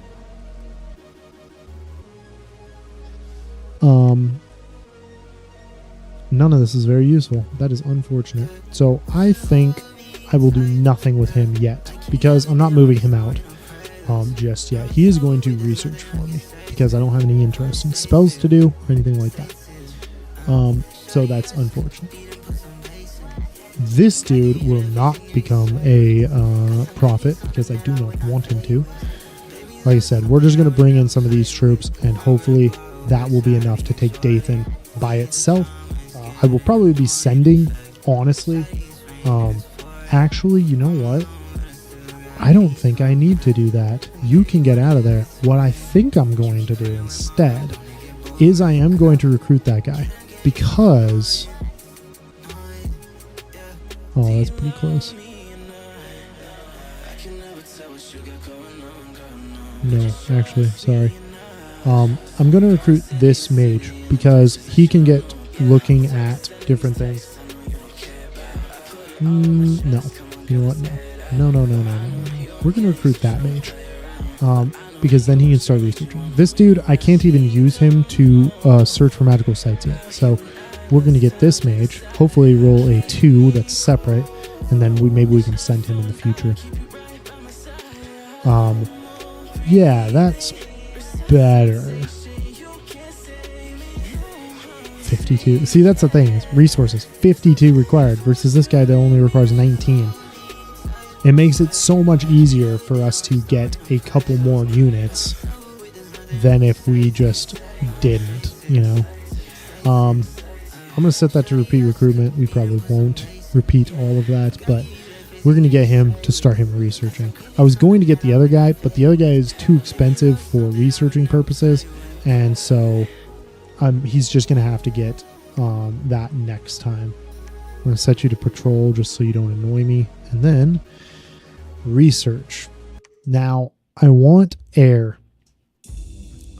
because I want to start researching getting some wyverns or something similar. So we're going to head down Conjuration for that purpose. I think we're just going to hit Conjuration 4. We already started. We might as well get down here and hit summon wyverns. Ideally, we eventually hit summon Queen of Elemental Air. I am hoping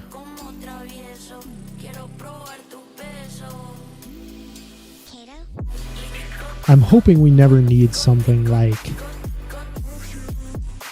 Lacerating Winds or... Now granted, our god is a level 5, so Army of Mist is totally something that we could do to give our soldiers essentially mist form, and they don't take damage. They can avoid damage. Also things like Lightning Field, probably not the best idea, considering that Lightning Field will hit our own units. Thunderstorm would also be fine, but I think the main goal will be to snag flanking units. So that's what we're going to do. I was just checking if Thaumaturgy had, or if any of these had any summon, what do you call them? Like commanders, mages.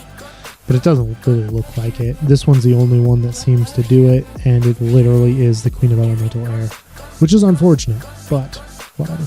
We'll get Storm Drakes, we'll get Wyverns, we'll get something along those lines. Summons a singular Storm Drake. What about Griffins? Griffins would probably be the best one, I think. Or at least I'd hope so, to drop in on enemy units. So we'll get that rolling there, and then recruit ourselves a decent enough start of a front line, and then we'll end the turn. Oh gosh. I've been playing Conquest of Elysium, so I'm trying to remember how to end turn. E. Okay, cool. In Conquest of Elysium, which was made by the same developers, you hit Y to end your turn. Sense the location of 12 undiscovered thrones. Your god, as soon as they come onto the game, they sense the location of all the thrones. Spellath is one of our enemies. Fantastic, great. And Pereira. Now, I don't remember which ones these are because I just don't. I think I can see. Yes. We probably are just going to kind of ignore this for now, though. I was going to start looking through them, but it's not important. We don't know which ones are near us. We don't know which ones are going to die out before we can even get there.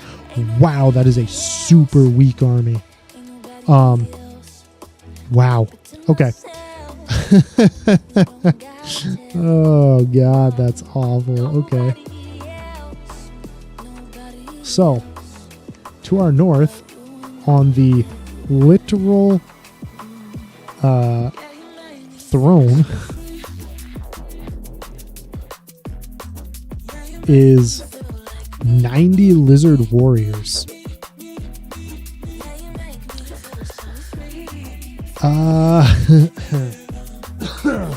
That's not great.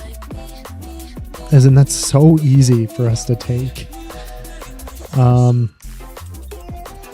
my whole plan, attacking, we've got, so the lower rank of a throne that you see, the lower, what's the word I'm looking for here? The weaker the defenders. Because these are all indies. These aren't players. They're all just indies.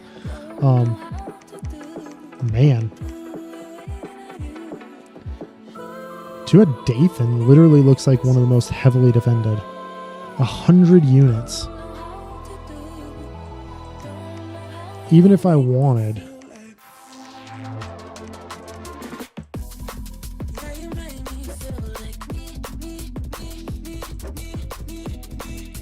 actually, that's not going to work.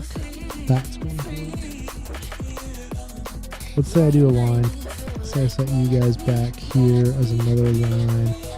And then you guys can be back here to be a box. That's fine. Whatever. And then you will cast a specific spell. Do nothing, basically. We're going to hold 2 turns, and then you're going to attack rear to hopefully kill any rear and commanders, basically. You are going to attack closest enemy.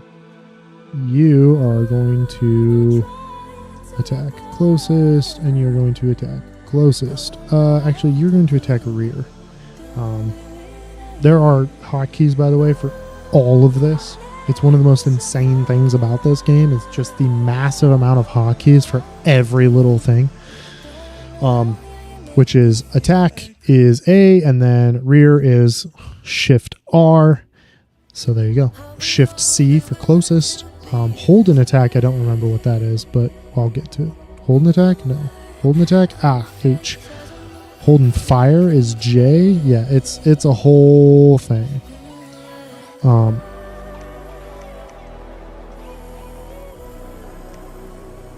Oh, and then guard commander is G, which is why he had moved. You can only have 5 bodyguards per commander, so it's not that like that information is very important. But true sight, false fetters,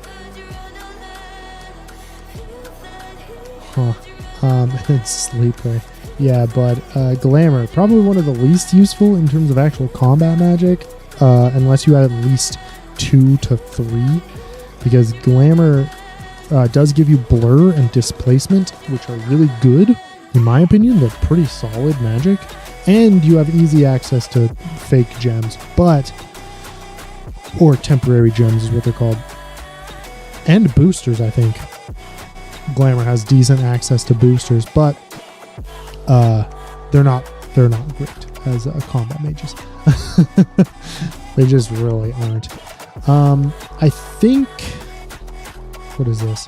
Militia, heavy infantry, and archers. I think this army of 17 units can take that. I'm a little bit scared. What is our resources? Not great. Better resources if we take this, but I don't want to fight heavy cav. Our infantry pound for pound is going to be better than theirs. The problem is how it's set up and if they have any mages. I don't see any mages here, but you know, it could be a thing. So we're gonna shoot for it, and if it fails, then we literally set ourselves back quite a lot. But the next thing is we're going to take this guy, and then we're going to take that guy, because I want him for coming in and searching this province. So he's going to research, he's going to do nothing, he's going to search. And then hopefully we will have the same thing here eventually, where we attack into that province and take it really quickly. Let's view this battle. You can by the way. You can just view the battle, or you can go into the notes and see what it says. But I prefer to view the battle itself because I think it looks cool. And you're going to spoil yourself otherwise. So this is how the battles work. We get to set up how the combat is going to go, but we don't actually get to do anything. I have zero control over what's going on in this battle now, right? I have no control. So what's going to happen is whatever orders we gave our dudes, they're going to fulfill them. So right now, our infantry is marching. They are shooting at us. We can also speed this up by hitting F to get it going a little bit faster. And you'll notice our big bird, Toss over here, ain't doing shit, just sitting on his ass, but that's because I told him to. Everybody else is marching forward, right? But I wanted the infantry, the front lines, to connect or at least get close. I maybe had him guard for too long, or to hold position for too long. I probably should only have him hold position for one turn, because I want a separation between the frontline infantry and the back line, so that when he does attack, he can land on the back line without repercussions. So now you notice Toss just flew because he's a flying unit, so he'll just get up and fly. That's unfortunate. Them shooting my boy. He took no damage. Yeah, he straight up dodged all of that. And then the Brid comes in, hits, lands. I believe, what is the super slow motion next round? N is next round. That's useful. What I want though is unit overview, battle log. Wait, no, there's a way to do this. Oh, C is one thing I need. Battle log detail level, that's what I want. There you go. So the battle log will tell exactly what happens. Level 2 doesn't really matter. I think that just tells you whether or not an enemy died or whether or not somebody died.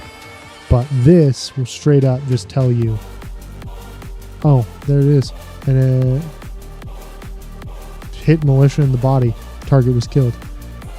And you can scroll through this and see everything that's happening within the game. It's super cool. What is the button for this? E is standard? No, S is standard. S is what I want. But yeah, that's how this works. And he landed on the enemy, killed a couple of commanders. These troops landed into our troops, and these are militia, so they have really bad morale, right? And so they died. And then these guys died. And let's actually just rewatch the battle, because now we'll actually just see what happened, right? So the marching forward, and then I want the level 3, I think, view of what's going on.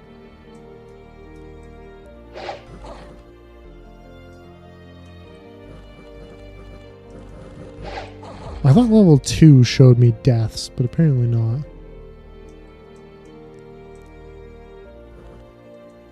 Yeah, the bird landed, killed something.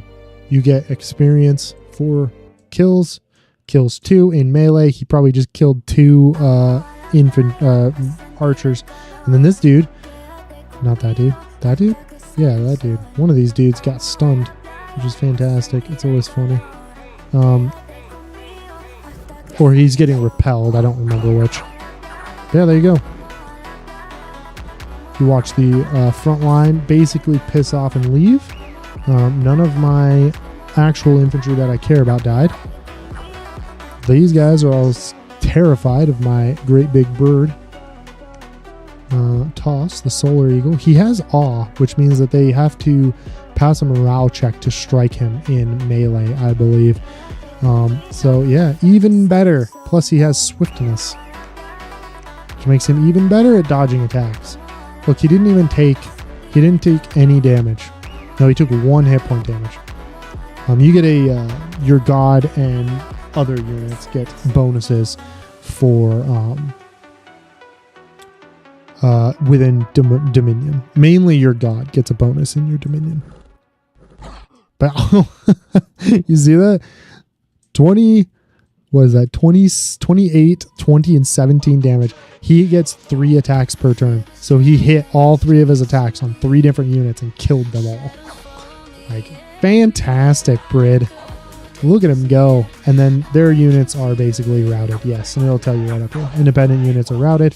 They will eventually stop fighting and just start to flee. We lost nothing.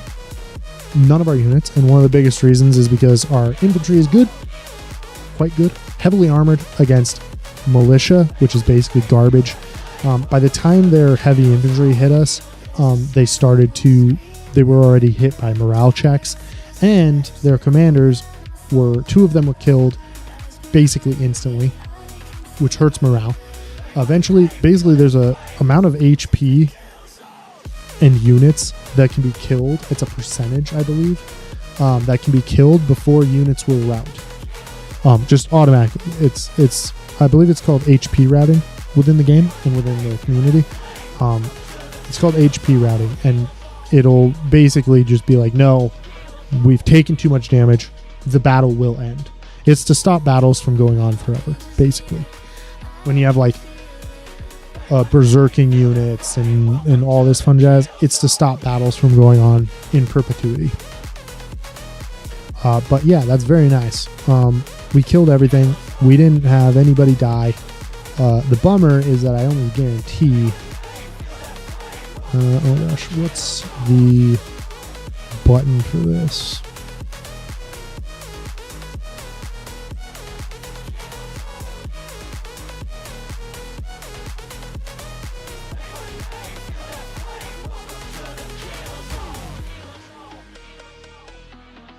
Select all wounded. That's what I want to see. This man's wounded. Yeah, he got weakened. He got struck. You take battle afflictions when you take, I think, 10% of your HP damage in a single strike. This guy's also wounded. He got crippled because, again, he took damage. He's going to be basically useless, which is fine. I don't really care.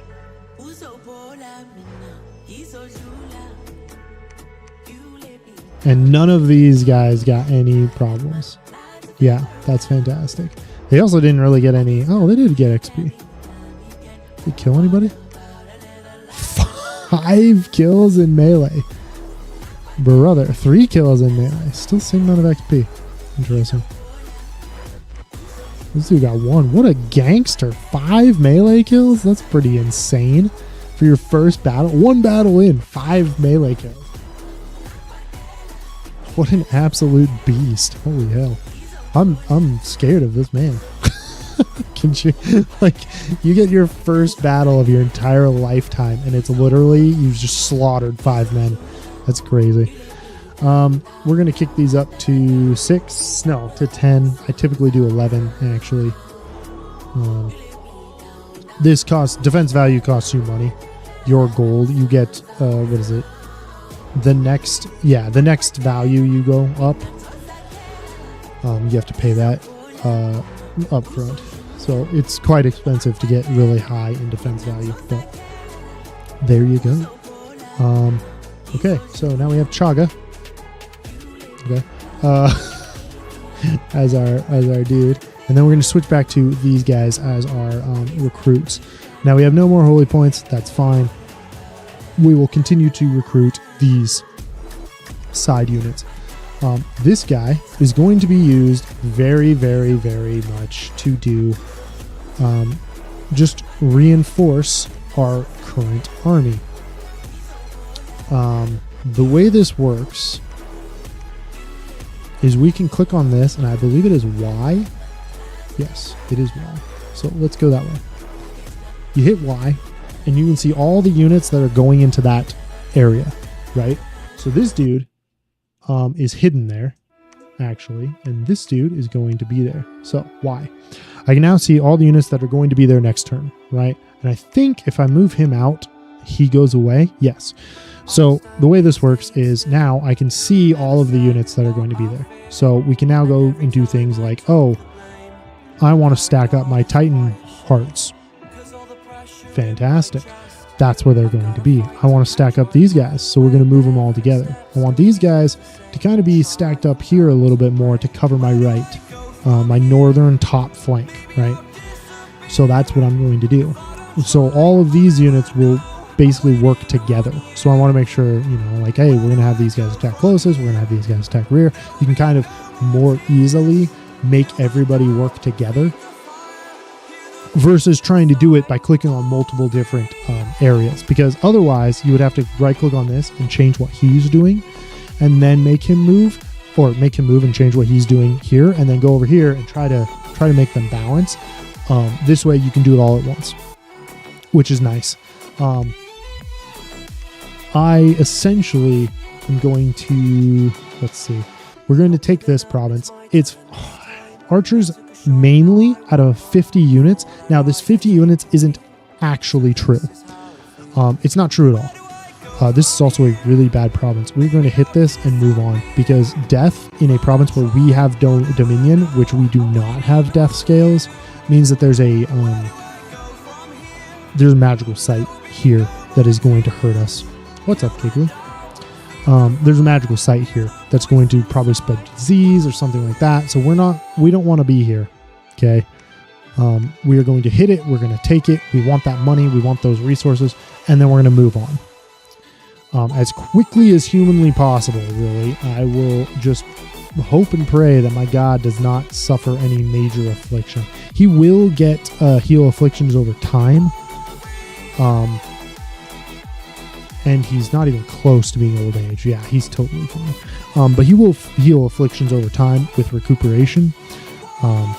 But yeah, we'll plan on just getting in, capturing that, and then moving the hell on and getting out of there. My plan is essentially to go here, and then maybe come back to Etawana to pick up more troops, and then hit Dead Marshes.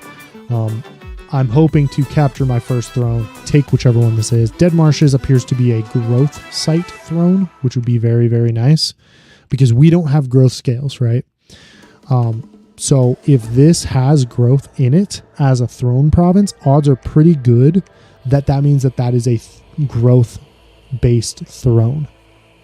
We can also see the thrones that are here if we click on this button. This shows all the thrones that exist, right? Now, there's a Throne of Pestilence, which is not great, but there's also a level 1 Throne of Vitality. I would be willing to bet that the Throne of Vitality, Dominion Spread, increases growth by a maximum of 2. I'd be willing to bet the Throne of Vitality is the one that is sitting right next to us, which is fantastic, right? Certain thrones, I believe all thrones can appear in every place, but yeah, Dead Marshes, Throne of Vitality, fantastic. That'll be really nice to take first. But as I was saying, 50 enemy units is a ballpark figure. You will not actually have 50 enemy units here. Almost guaranteed. This one said 100, and the battle itself told me that there were 75. So it gives you kind of a range. Sometimes, and it'll change every turn, but sometimes it'll be like, hey, there's 100 units here. It's like, okay, fantastic. Then you look again the next turn and says, hey, there's 50 units here. It's like, okay, fantastic. So it's probably somewhere more in the ballpark of 75, right? That's kind of how that works. Which, again, I think is useful. You get more accurate information if you have a spy there than you do if you just have a scout. The scout, all they're seeing is like, they're getting vision. So like we get vision here. It's like, okay, 80 units. This is correct. And the way it works is the militia will be the largest group, then heavy infantry, then archers. That's how that works. It always gives you whichever units are there, they will be in order of which ones have the most units. So right now it says archers, militia, heavy infantry. That's fantastic for us. We have shields. Our units have lots and lots of shields. Almost all of them. So it means that the vast majority of our units will be completely unaffected by the archers, or almost completely unaffected.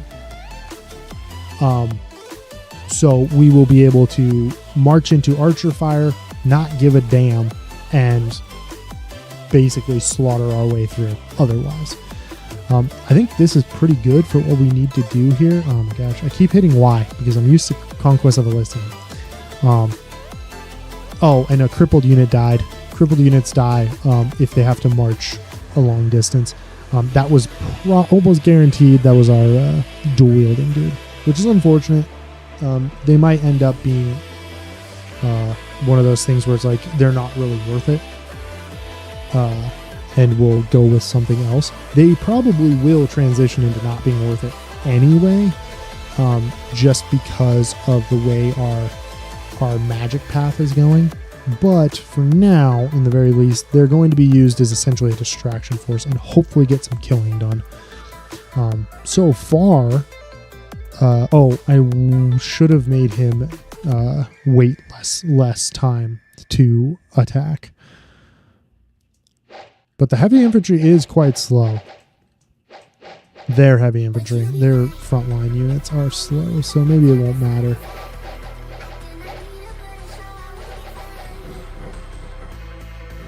You also don't want to get surrounded. Getting surrounded is really, really bad.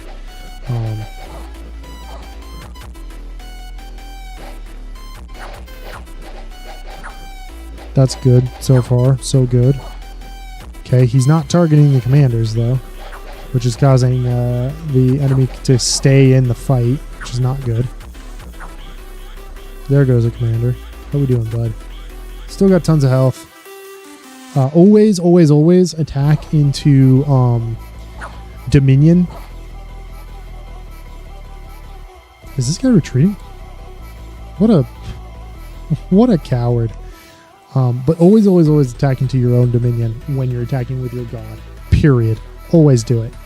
If you don't, your god will take extra debuffs.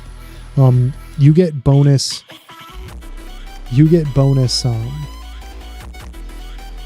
So this is our Dominion, right? You get bonus health in your own Dominion. I believe other stats, but I never remember. Bonus health, yes. I want to say magic resist? No. Morale is definitely one of them. Blessed, yes, fantastic. Friendly Dominion, yes, fantastic. I don't remember if you get... Yep, he gets bonus strength. He gets bonus health. He gets bonus morale. It's good. It is imperative to keep your god inside of his Dominion, or else he runs the risk of getting hurt and dying, and you do not want your god getting hurt and dying. Period. He is far too valuable for that. He won't be dead forever. He will simply have you'll have to use priests to bring him back from the dead, essentially. And then when you do that, he will be weakened, essentially, is what happens.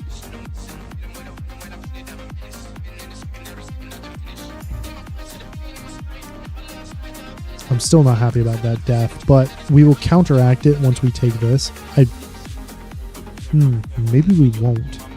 Does the Throne of Vitality give... They give Dominion spread, increases growth. I believe in that site. It does not increase growth. I don't believe it gives your Dominion growth. Let's do time. Dominion spread, ascension points, gives that. Dominion gets magic. Yeah, it would say that if Dominion got growth.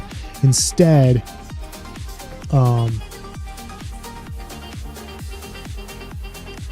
you get, oh my gosh, the Throne of Elements is here. That's so good. Just one of each elemental magic and Dominion spread and ascension points. Oh gosh, what a fantastic. But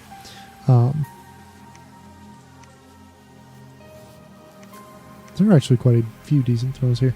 Not any great ones, but it would tell you that the Dominion gains growth if that were true. What I am going to do, though, is these guys are going to join this army. That guy's going to join that army. And then this dude is going to go here. This guy is going to join him as a bodyguard. And the reason for that is because I simply do not care about leaving him there. I don't want to just leave him there. Hopefully I'll bring him back to someplace and I'll be able to just drop him off somewhere. I believe this guy's Battle Fright. Yes, Battle Fright is morale down. Doesn't really matter. too terribly much for us right this moment. But I want to continue pushing this way. So the bummer with the light cavalry is they are archers, but they are not horrible archers. So we are going to, instead of holding for two turns, we're going to hold for one. And hopefully that will help us. What do you have? He has glamour, but he also has nature. Maybe I need to send this dude to research nature.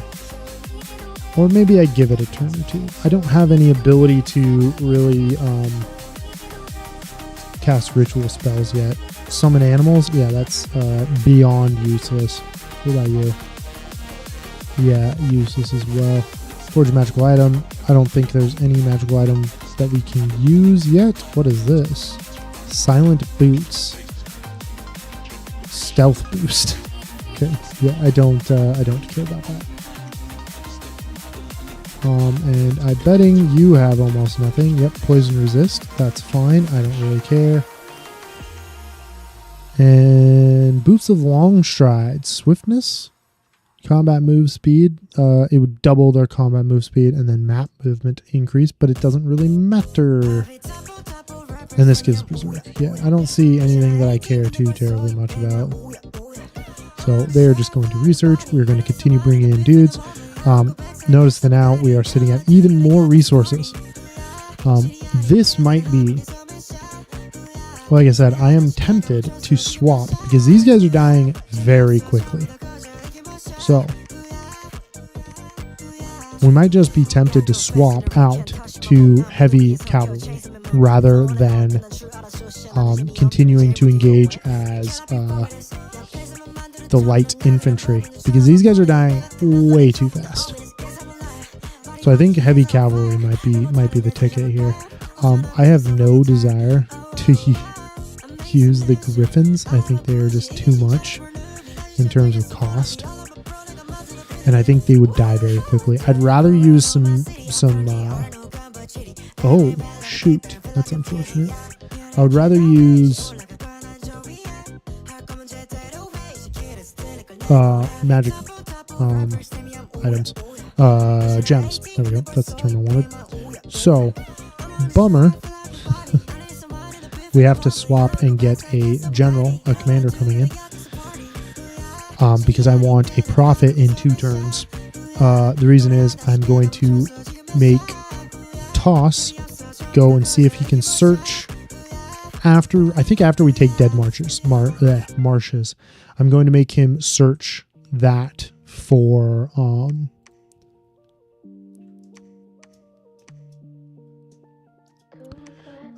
magical sites. And then we'll have access to the underground, which I am very excited about.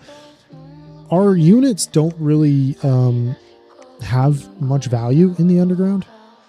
However, I think I could potentially summon something that does, because we have all of this earth magic access right here. And I believe that we could get some things. Cave grubs have sight, dark vision. Cave crabs have dark vision. Cave drakes, I believe, have dark vision. Earth elementals definitely have dark vision. Trolls, I believe, have dark vision. So we have access in the future to quite a few units that have dark vision. And I don't even need my generals to have dark vision.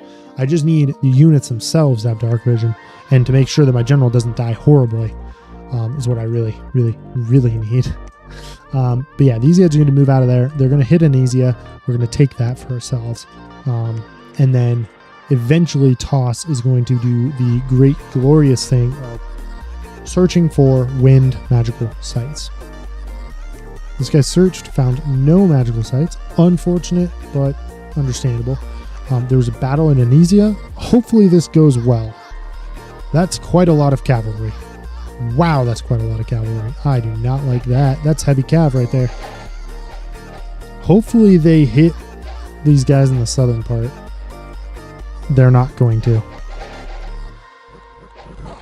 Yeah, they're going to slaughter our northern chunk of our army.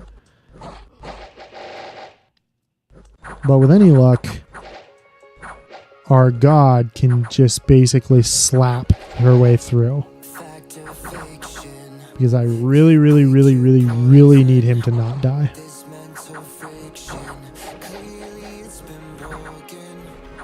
Okay, they retreated. That's because our god killed every one of their commanders. That was a little more rough than I wanted it to be. The enemy cavalry slapped the absolute shit out of our really crap conscripts here and destroyed them. This dude didn't even get to the fight, which is one of the big problems with these guys. I mean, I guess this guy's probably crippled, huh? Yeah, he's got a limp. That's not necessarily entirely his fault. These guys are basically going to just be abandoned. Yeah, they killed 6 of these dudes who'd been living through these fights with almost no losses for the whole time. But you see how little damage they took before they retreated?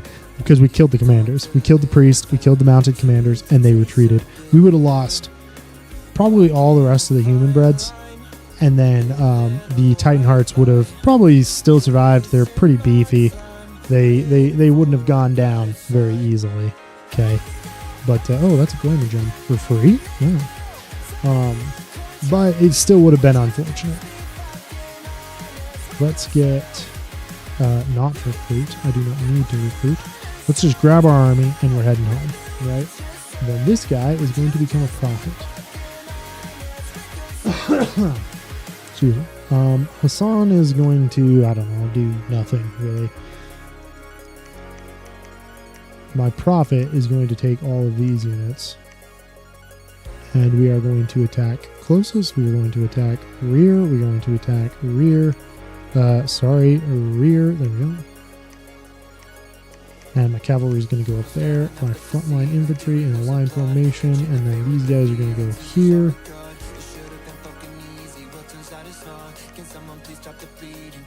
Let's see how this works. You are going to not be told to do anything because I will have to change your orders later anyway.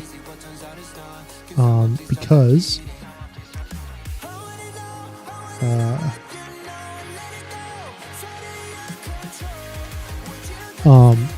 he's going to become a prophet, so he'll get access to better magic.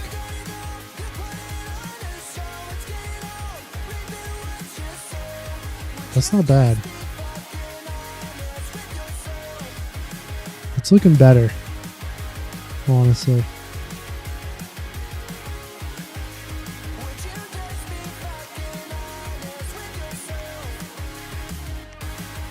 Okay, and then we are hiring a new mage. That is fantastic. That one is going to get over here and search. And this got us 120 income. Wow, that's pretty good. And 72 resources.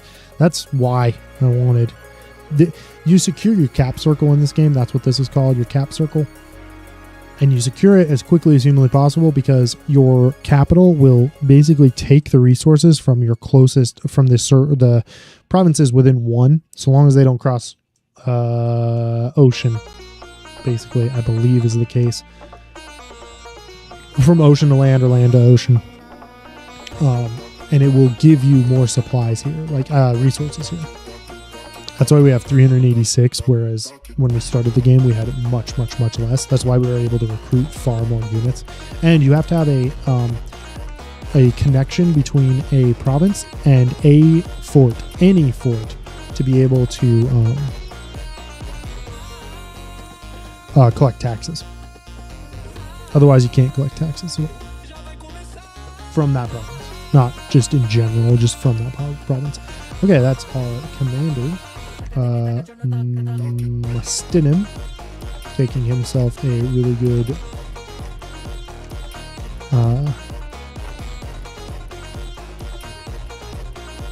whatever we want to call that, brain. Actually, you know what? Those guys can be bodyguards. That is totally fine. But he's going to take control of the army at this point, because my god is going to start doing things that only my god can do, and a couple of those things being let's have him start searching for sites, because he has fire. He's the only one in our army has fire magic, and he has air, which again, he's the only one in our faction that has air. So we're going to attack. We're going to cast a specific spell. It is going to be Divine Blessing, and then you are going to cast spells, and you are going to do nothing else for the rest of your life other than cast spells and basically just be a baller. Okay? That's all I need you to do. We still don't have any other spells. We will eventually want to get into other spells. So there's two things. There's a reason why I wanted my god to have fire. And the reason is I wanted fire level 3 for summon Flame Spirit. Flame Spirits are able to cast magic. They are commanders of fire.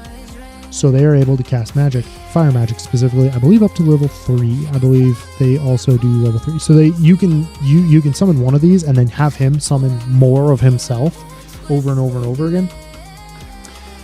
But the big reason why I wanted these guys is because we have fire-resistant troops. It's also the reason why we were probably going to transition into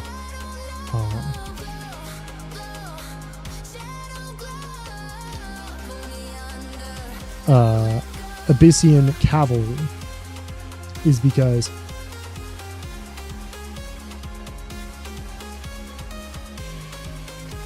once we do, we can avoid some of the fire damage.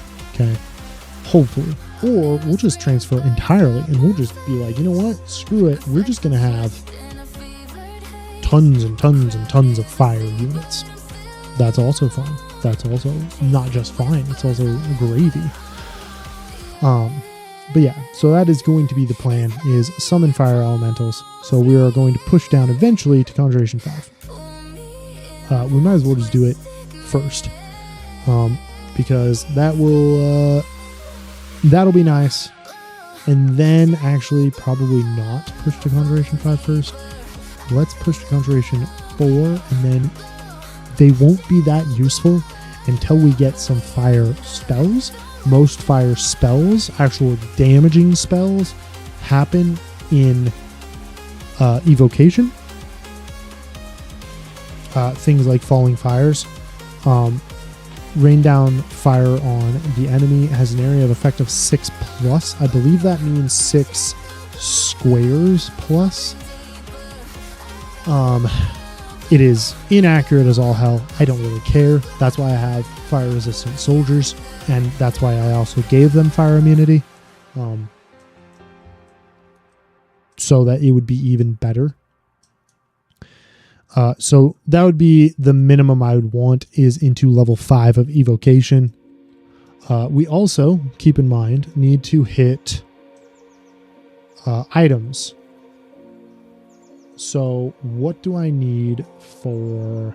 I need a minimum of fire 4 to make the flame helmet, which I believe I can give to my fire summons to give them up to fire 4, and then give them the ability to then start doing things like, not flame skull, apparently that's useless.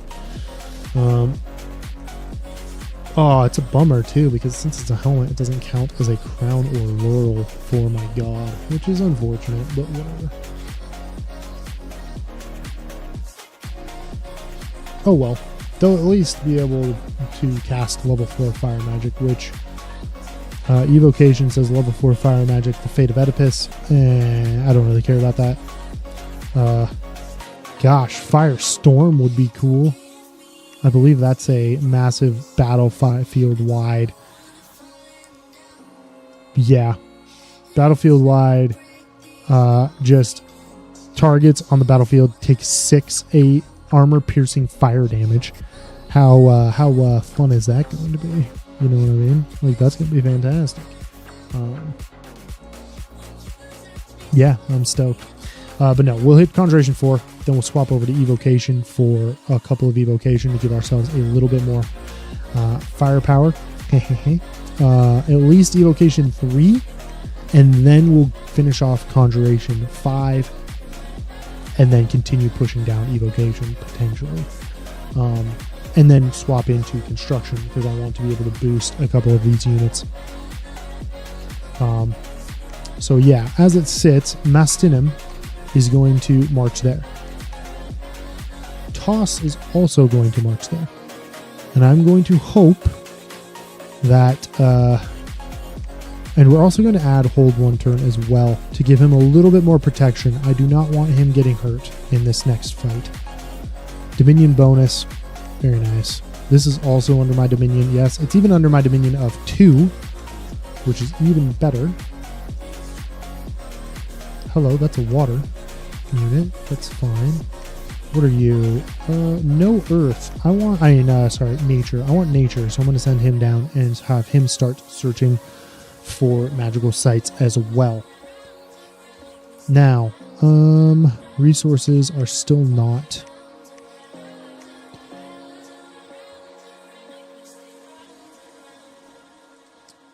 we can now get even more cavalry. 1, 2, 3, and 4 cav. I think that's what I want to do, honestly. 60 units, mainly lizard warriors. Lizard warriors are actually pretty good. They hit pretty freaking hard. I'm not scared of that army. Between 60 and 90 is what they had told me so far. So I want to ballpark it at about 70 units. No magical sites, unfortunate. Let's view this battle. This is the Dead Marshes. I literally just don't want... There he is. You have to have a commander, and the only commander that these guys get is either a... Not that. Oh, huh. They don't even have one. They have a spear leader, or they have a lizard shaman. This guy is a little bit dangerous. Nature magic, astral magic. Nature magic is dangerous, if only for the simple fact that nature magic is it can cause poison and disease and shit, which is no bueno. Nobody wants poison and disease and shit.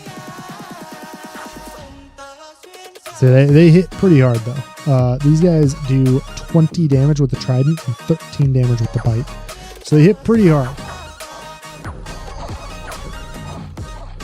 I really need you to kill that guy. Yes, there we go.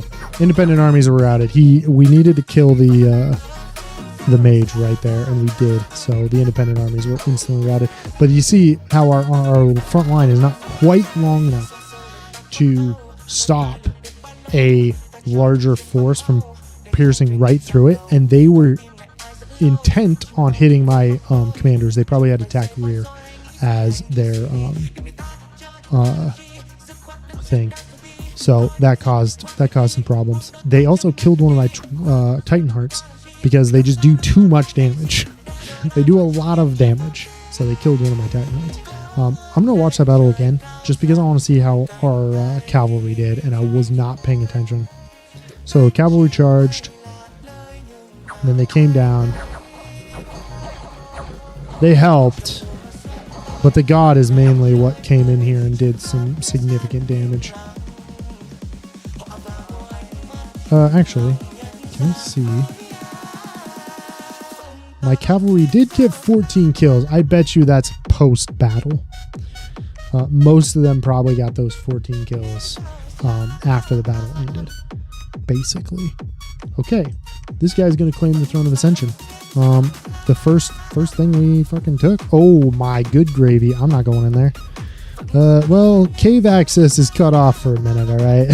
I'm not fighting 200 units of ghouls and soulless. It's not the most dangerous army. I'm giving you that right now. It is not very dangerous. However, it will eventually overrun my small forces, and it will probably kill. It will probably try to eventually kill my commander, which would be no bueno. This is a throne. I am going to therefore put the Throne of Vitality, like I thought it was. Fantastic. I am therefore going to put a quite significant defensive force there, and I will probably build a palisade. Typically, you do not build forts next to each other because they pull resources from each other, which is not good. You don't want that happening because it gives diminishing returns. However, if I build a palisade here, if an enemy defeats, hello, we'll get to that in a second. If an enemy defeats the defenses, if I don't have a palisade, I will instantly lose the troops there. The benefits of the throne. But if I do have a palisade, they will have to crack the palisade to get the benefits of the throne. And since it's right off of my capital, I can usually attempt to reinforce it. So what I'm going to do is we're going to grab this Hassan guy and have him come here and start building a palisade. We have the money. We have tons of money, in fact. Our units cost a lot of resources. They don't cost that much gold. 35 gold and 22 gold is not very expensive. So we're banking up quite a lot of money. This might also give us a new place to recruit, what do you want to call them? Our sacreds from. So we can start pumping out almost double the sacred army that we have now. So we are going to build the fort here. It will also protect us from anything coming from the underground if that becomes a problem. Okay, now the elephant in the room. Yeah. Who is this? Tanner. Let's go look at our first enemy. Kerberos. This is Tanner. This is going to probably be a pretty easy fight. Well, within reason. Our one big strategy that I was just talking about, where we decided that we were going to do stuff like drop fireballs on people, is going to be less effective. Not ineffective, just less effective. Especially depending on what his actual army looks like. That is a unit. God, I love that dude's look. Look at that mother trucker. Holy hell. That's a halberd. Oh, dude. I fucking love the look of this guy. Halberd, 26 damage. That is baller. 26 damage on a strength 13 unit. Halberd, so good. Heat 3. This is a pretty solid unit. God dang, that's a pretty solid unit. The castle defense bonus. He's got dark vision, so they can go on the ground. Heat 3, fire resist 25. He's going to be able to block basically anything we try to do, but with our fire magic anyway. The good news is it probably doesn't matter. The AI will typically recruit their sacreds as much as humanly possible. And then also use summoned units as well.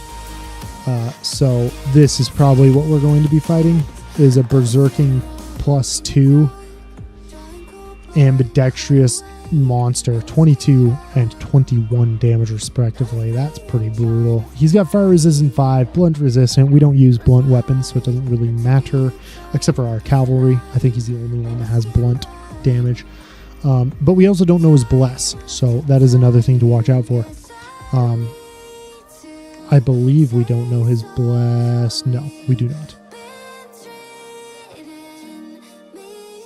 So we'll have to see that. You find out his bless by either fighting him and him using it, or seeing it in battle and him using it with like a scout or something similar. So that's good. This one doesn't seem too difficult. He's got fire and earth magic, and he's got blood. Interesting. Only a little bit of blood though, which is probably why they focused on the fire and earth magic. This is a priest. He's got weak priests. Yep, weak priests. Heat limit +1. We're not going to have any problems with that. Weak blood. Sacred heavy infantry. No cavalry, which should allow us to flank him relatively easily. His commanders are good. His commanders are quite good. Oh, hello, Taskmaster. Are these slaves? They are slaves, yes. Their Wrathful Berserker is not a slave. That guy is, though. Caveman. They have a bunch of caveman slaves. Slaves are super cheap, but they have low morale. but you fix that by having Taskmaster +2. Will not fix it entirely, but it will help a lot. 11 morale, believe it or not, 11 morale versus 9 morale is a huge morale difference. So this guy's also a Taskmaster. He is uninspiring to non-slaves, but to slaves he gives +2 morale. And he's also a slave, which means, nope, not that one. That one, he's cheap. Slaves are do not get a salary. They have upkeep costs because they don't get paid, and you don't have to feed them good, so you just feed them. Like, part of the upkeep cost is food, and the other part is how much you spend to like pay them. So that's why they talk about that. Yeah, these guys are gonna hurt.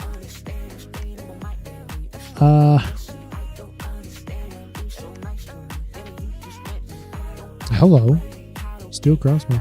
I like that. Gosh dang, I really like that. I'm not too concerned about these guys. Fire and earth magic is meh. It's already, and if we actually do end up fighting them early on, magic is not the biggest be all end all yet. The things that are important, we're going to send him up here. He's going to get pinned in here unless there's a bridge somewhere. I don't see a bridge. No and no. This is the end, huh? But it does lead underground, so maybe we'll start heading underground. This might actually be a really nice place for us, because we're both nations that prefer heat. So I'm betting you this river will remain a fantastic border for us for the foreseeable future. I don't see bridges here. I don't see... Yeah. We're going to have to double back, though, and start taking Eknafail here soon. I think, honestly, we might just pull back and then build a second army to go and take the rest of this, rather than doing what we were doing, because I'm worried about losing out on a 200 income province right here with Eknafail and then getting cut off from pushing north. I'd rather come take this, take this, take this, take this, and pin him wherever he's at than to get cut off from taking any of this. So yeah, we'll double back. This is basically ours. This is probably ocean. And if this is not ocean, which it is on the river, so I'm guessing not ocean, then the river will protect us, I believe. I'm quite hopeful, okay, that the river will protect us. I still do want to send him there. We're going to look around just a little bit to see if we can recruit scouts, which we cannot. That is a downer. Oh well.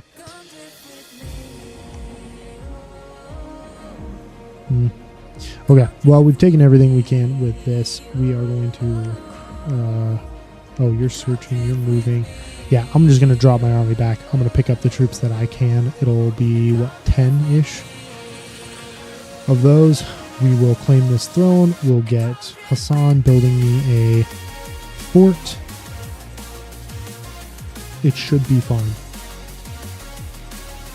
Like I said, I just don't want to claim the Throne of Vitality. That's me. Tanner has made a profit. Good for him. Search Dathan for magical site. That's nothing there. And then Etawana got unrest plus 41. Okay. Well, that's whatever. I don't really care. Well, we get patrol strength. It'll deplete the unrest here. We already went from 41 to 33, so I'm not too concerned. That's a cavalry army. Fantastic. That's a big chunky front line is starting. Beautiful. How many is there? Let's take half of this and do attack rear, and the other one is going to come down here and do the same thing. And we're going to basically collapse from both sides.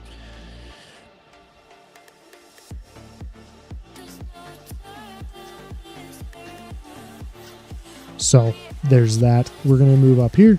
This is still untouched, or at least Echnophail is. I want that 200, nearly 200, 180 income. Will be super nice. Let's construct the palisades. It costs $1,000, which is why I care a lot more about income than probably is super necessary, but whatever. Yeah, that's unfortunate.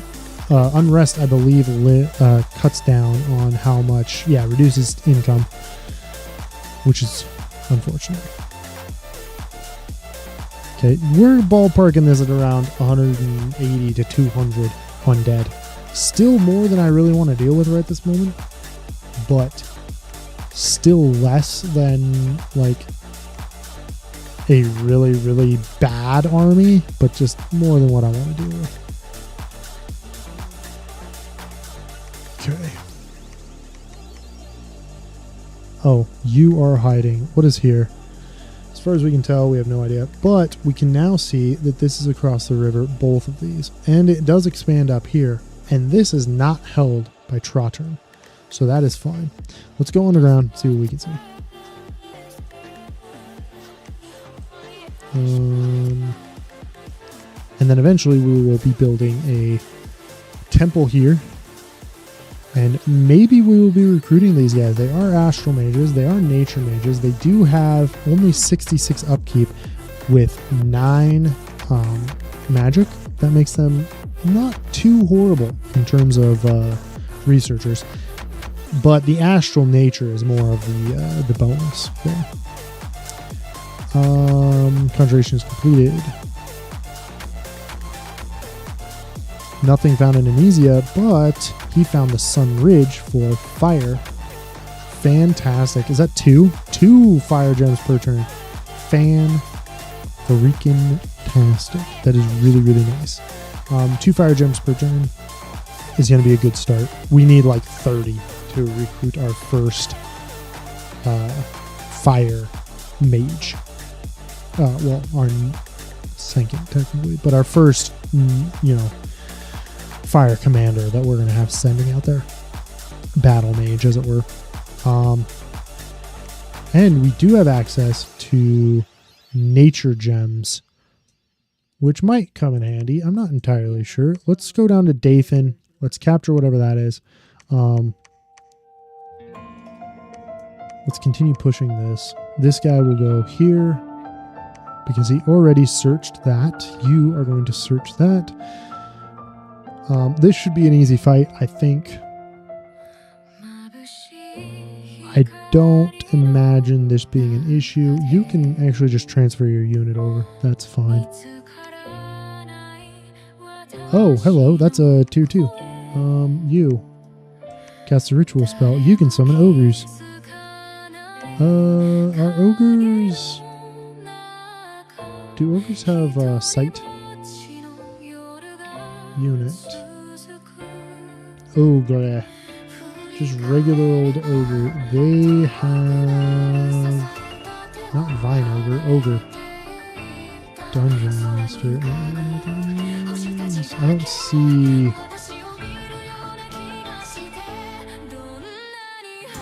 I don't see night vision, which is unfortunate. Oh, I thought ogres had night vision, or dark vision. Cave grubs do, though. Cave grub. Need not eat. Animal. Blind fighter. They in fact do not have night vision. They are blind. That's hilarious. They can't hit the broadside of a barn, but underground doesn't matter because they're just blind. They are an easy, quick, cheap siege bonus unit, considering that you get 10 plus of them for 5 gems. Makes them a relatively cheap siege bonus unit, but I have no real intention to give 2 flying fucks about that. Do we have earth boots? No. I can't remember what it costs or what is required to make earth boots. Well, this guy now has 9 instead of these 7. for magic. Sorry, for research. That is an insanely easy army to take. Bakemonos, those are going to fall like wheat before the scythe to our infantry. Although, again, they're underground, and Bakemonos do have night vision, so they will be slightly less good, or slightly more good. Slightly less. They'll be better than us, kind of ish. How's that? A little better. Jetto has gotten the profit. That's fine. Search Vulcan, found nothing. Battle in Eknafale, there was an unexpected event. Skull Mentor gained. Ooh, I'm hoping that's not a cursed item. I don't remember. I don't believe it is, so I think we should be fine. Alright, hold that front line, bud. Boom. Now the cavalry hits. Cavalry hits. It's doing okay. But it's the front line that really needs to just stand its ground while the cavalry slowly chews through the enemy. We lost one of our sacreds. That is unfortunate, but we did kill everything else. And it was a heavy cavalry. It probably was a lance charge that killed him, which is unfortunate again, but not the end of the world. You got Skull Mentor? Did you get a Skull Mentor, or does it not matter because you can't carry the Skull Mentor?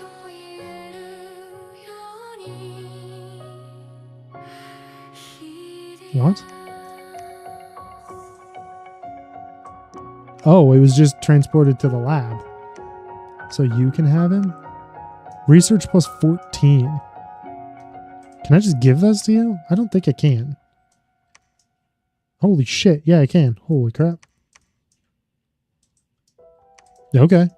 I guess this dude's just researching for me for a while. Although, I'd rather give it to somebody who's not going to be doing much else. Like this dude. He will probably never do anything but research. Whereas that dude might actually do something more useful. Cast a ritual spell. We can summon animals. We can awaken vine men. We can do a couple other things. I'm not too concerned about that. The magic item is what I want to check on. Right, okay. Nothing all that important. So you, search. I tried to click research, and I don't think that's a good idea. This is not great. Tannerine Axemen, Wrathful Berserkers, and Tannerine Cavemen Thanes. Those should be fine. We're not at war, by the way. So, Wrathful Berserkers, Tannerine Cavemen Thane, and then Tannerine Axemen. They have a bunch of... these guys are going to hit hard. That's the biggest bummer with Abysians, and especially two-handed Abysians, is they are going to hit like a truck. Cavemen also hit hard. They have 17 strength. They hit really hard. And these guys are going to hit hard. That's the biggest bummer with the way our army is set up right now, is we rely very heavily on our front line not dying and just straight up on like, what's the word I'm looking for here?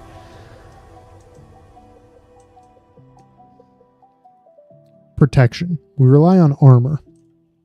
So it's not great when if they want to try to just chunk that, if they have the strength to do so. Hopefully we'll be fine.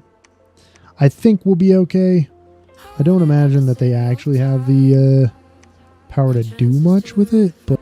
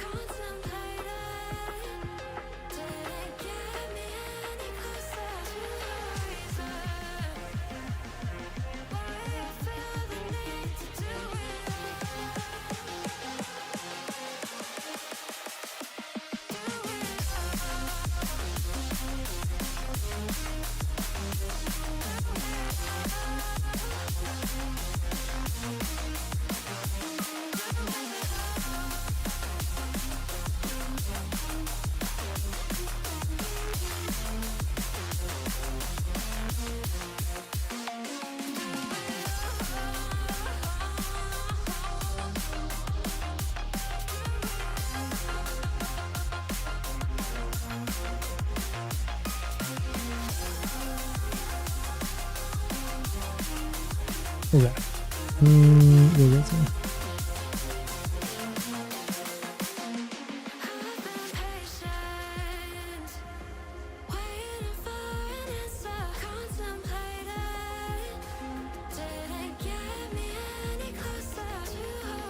No. Okay. Anyway, oh, I want another cavalry. Yeah, I think, let's look at what we got here. I don't really want to spend a ton of gold on something like this guy. Not yet, anyway.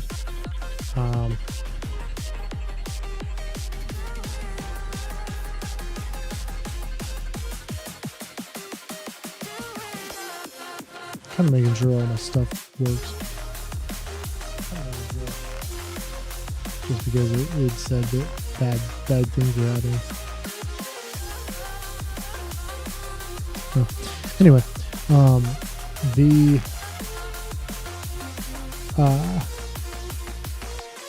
I think we're good on recruiting and all that fun, guys. But these guys, we're not at war with them, but they can just attack us. Like the odds are like they're just gonna attack us, right? So this army is 60 units. This is around 70 units. I think we're fine. But I do hope that we can get a little bit, we have a couple more turns of avoiding war. That would be good. There were no magic sites in Dathan. That sucks. There were no magic sites in Dead Marsh. That also sucks. I really need an air magic site.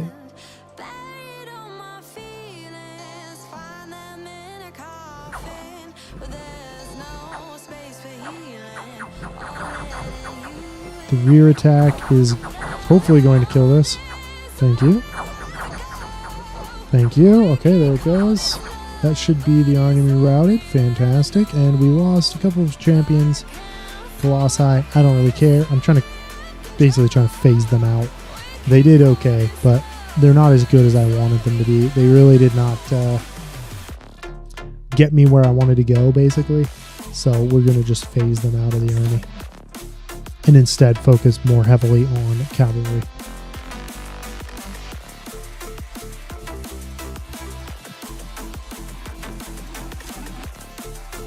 Can you swim?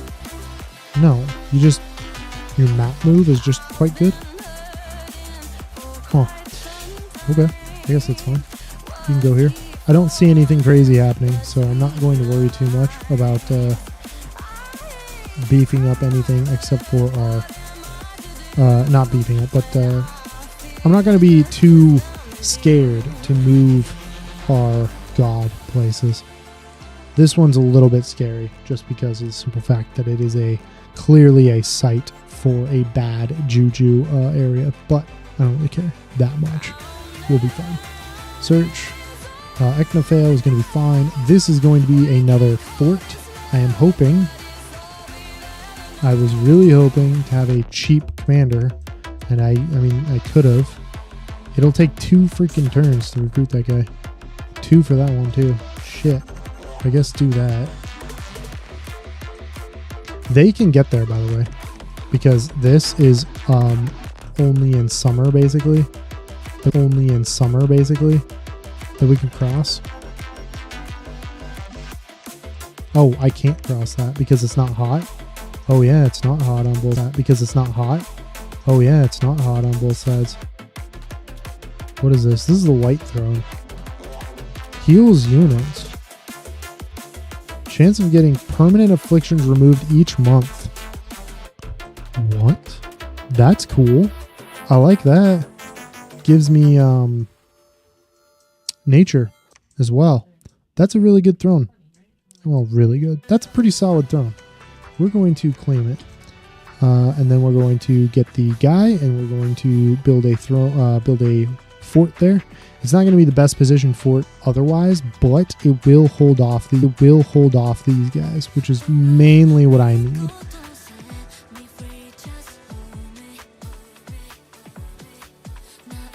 That is also across the river. I want to get here because I want to see what's going on above here.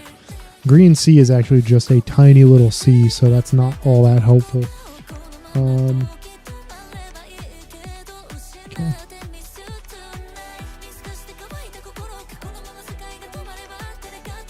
And then we need to start recruiting a couple of priests specifically. We're going to grab one priest, I think. Maybe not. Maybe we keep grabbing that guy for a few more turns and then we grab a priest. Actually, we could probably grab a new, what do you call that? A new general and begin expanding separately. Because we claim the White Throne. Fantastic. We got 2 magic sites. Farm of Plenty and Stone Circle in Anesia. And then the Dormant Pretender Rods are here, so that's not a great sign. Farm of Plenty is 75% of supply and a population growth. That is quite nice. Very helpful. Stone Circle gives me a Woodhenge Druid, enable the recruitment, and then +1 Nature Gem. Woodhenge Druids are they're okay. They're whatever. They are sacred priests with nature magic. I think they're not bad, I guess. They're a bit expensive.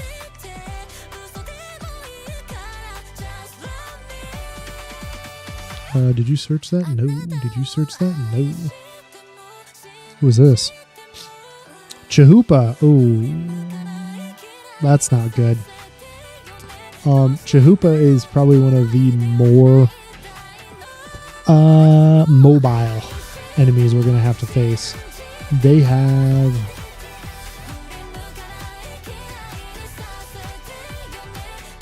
Where is this? They have Vanners, which I do not like. They have because they have glamour. They have the Obscure Veilborn, which are their sacreds with more glamour. So it's hard to see where their armies are, basically. Retributive Champions, yep, that's a thing. Plus they have these guys. All of these are sacred units and amphibious, by the way, which is no bueno. And then they have Sailing, which means that they can literally just go from their land right here, the land of our Lord. They can literally just sail to dead marshes and attack us, which I do not like, in case you missed that. Oh, we can now cross this. Yeah, he's going to vibe right there for a turn, I think is what we'll do, until my dude can come in. And then I guess I'm going to go to Randomizer. White Throne is going to give us healing. I'm going to check. We do have a couple of wounded men.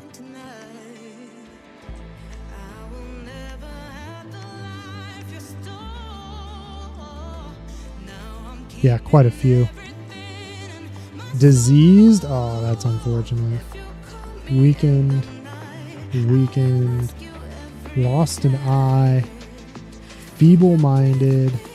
Diseased and never healing wound. We might just leave him here for a couple turns. I do need to get moving relatively quickly though, so we will do Preach so we can boost this area up a little bit. Actually, no, we won't be doing that. We will be constructing a temple since we are already here, and we will be able to pump out priests as soon as that temple is done, which will be very helpful. 1 month left until the Palisade is done here, and then we can start recruiting proper units. And if that's the case, then we might not even care about building an army from here.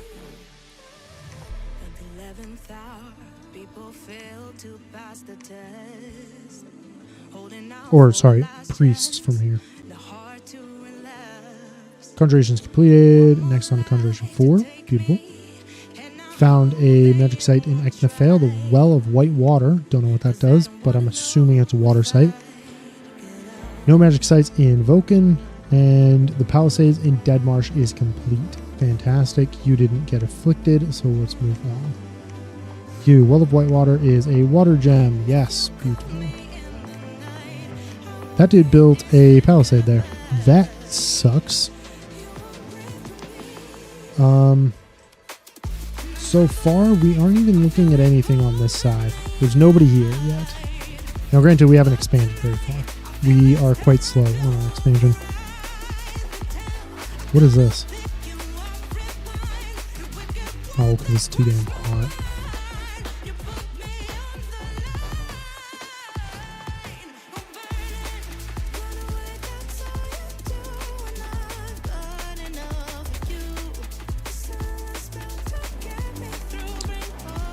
Oh, no, it's because this fort was built.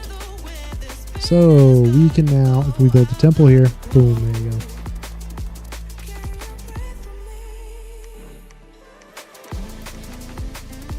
So, let's build this guy.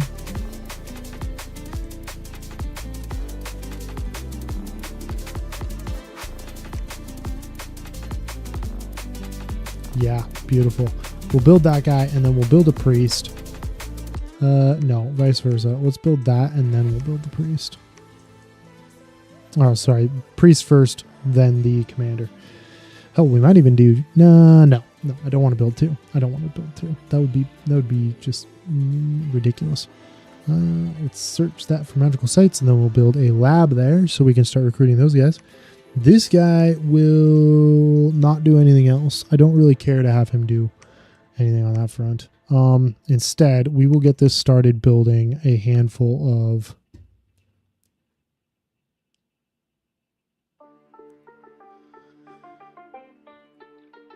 cav, I think is going to be the plan there. You can now get rolling to there because I want him to loop up and grab. You're a cav. Not, oh my god, that's so mean. What did I ever do to deserve such abuse?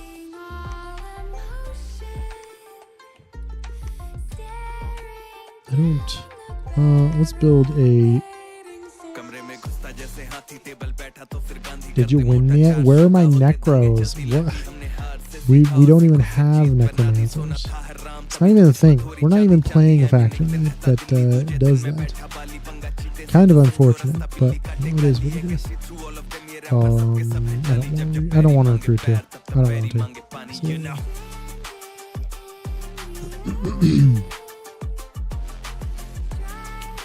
Claim the Rainbow Throne. Okay, good for him. We took this fight. This should be very, very, very easy.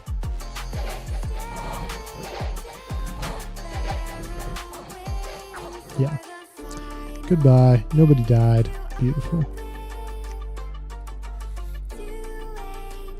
Still fine. Oh, actually what I want is that guy now. So I guess you guys can continue to be here.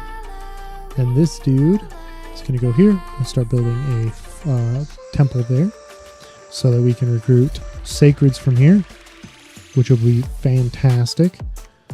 And then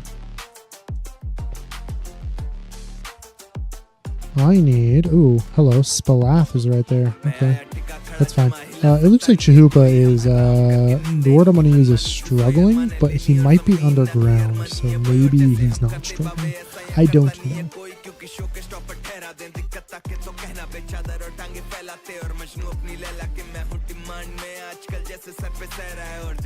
Reach, please. You can search.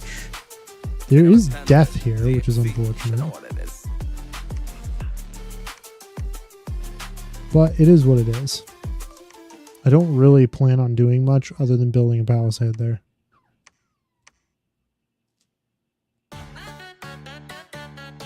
Tanner is up there.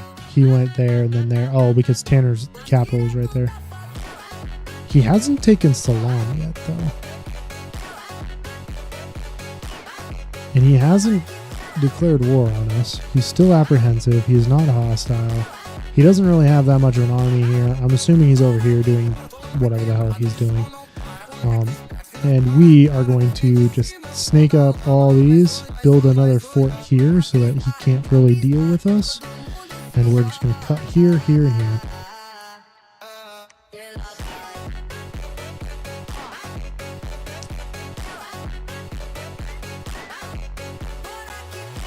That was several battles happening. Units affected by disease. Throne of Pestilence. Thanks, bud. Thanks, bud. Falchion Chieftain took the Throne of Pestilence. In the name of Sovner. Let's look at our battle and then we'll deal with the Sovner, brother. Cavalry charged. Cavalry killed the back line. Independent armies routed. That went very well. We lost a knight. Alright, who the hell is Sovner? Spelath, you bastards. They don't even care. Yeah, they have access to death, but I don't think it's good access. I think it's literally like, no, do they even have death access? No. No. They don't even have death access. They're like, no, give me that throne. The AI will automatically take whichever throne that they capture. So he wants the Throne of Pestilence. Where is it? Right there. Yep, Throne of Pestilence. That sucks. Thanks for that, bud.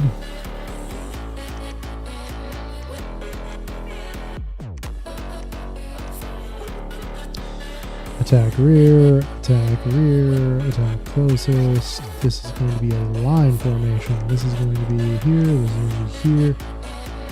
Boom, boom, boom. And you are going to be hold, and then... Actually, no. Cast a specific spell, it will be Blessing. No. What does Sacred Wind do? Oh. That damages undead, which is fine. Just bless everyone you can and then cast spells. And then that guy can be your bodyguard. That's fine. Okay, bud. Go there. Build me a temple. You search this. Did you not find anything? Oh my gosh. That's brutal.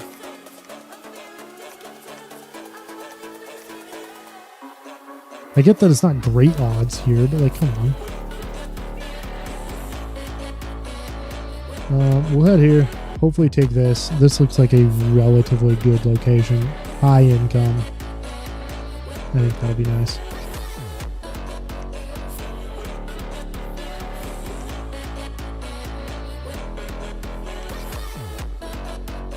I'm gonna go here and start putting in a couple of these around my capital. Actually, no. You. Can you go there? Okay, good. You go there. And then you have already searched this, so go there. I'm going to go underground with this scout because I want to see. Hey, there's scouts. Give me scouts for a while.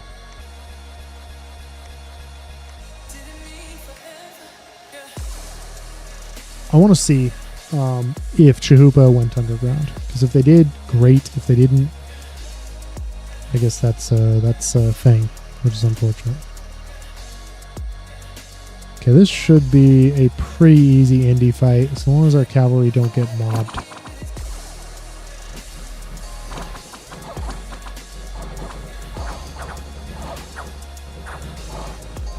Cake. No, just a nice, easy slaughter. Moving on. Nobody died. Probably some guy got injured, but I'm not too concerned about that. Okay. Now we change this guy out. Put that guy back in, and then we keep going with that guy and move on with our day. Fantastic. Did I end up doing two? Ah, that's fine.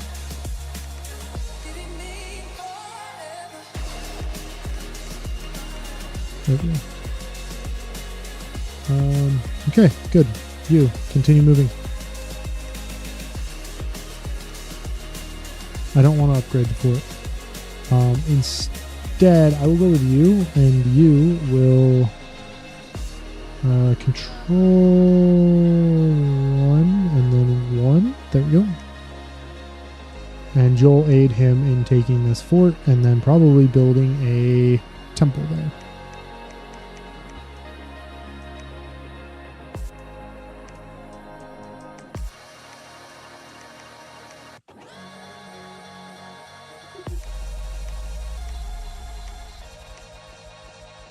Okay. And then you will also do blessings. Okay.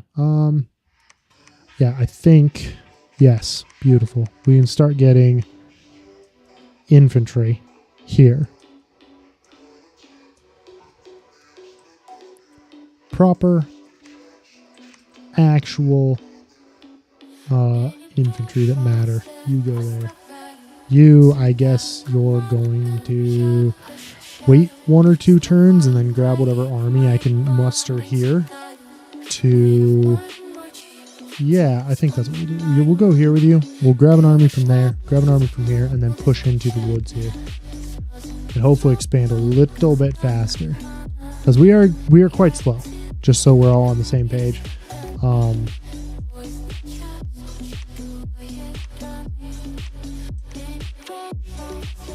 don't need that many priests, so we'll cancel that. But we should be expanding quite a lot faster. But there is Chahupa. Yep. And they're bordering with Jado, which is right there. Which is fine for us, honestly.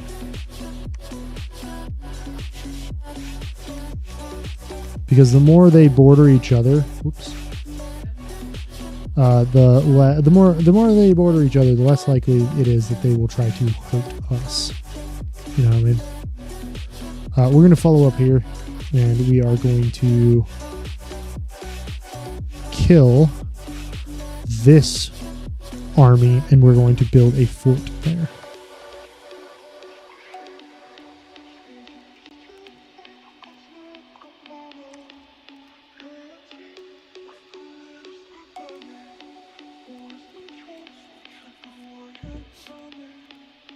Hopefully we aren't going to be attacked. Okay, beautiful. We found a site that's a enchanted windmill, which I believe will be air. Found nothing there. Battle of Salam. This is probably going to go very, very well. Very, very well. Yeah, that's going to be easy. Yeah, there you go. Your army routed almost instantly. We did lose a couple of champions, and we lost a knight, which is unfortunate. The human breads are... I mean, the Colossi, who gives a shit, but the knight I actually do care about.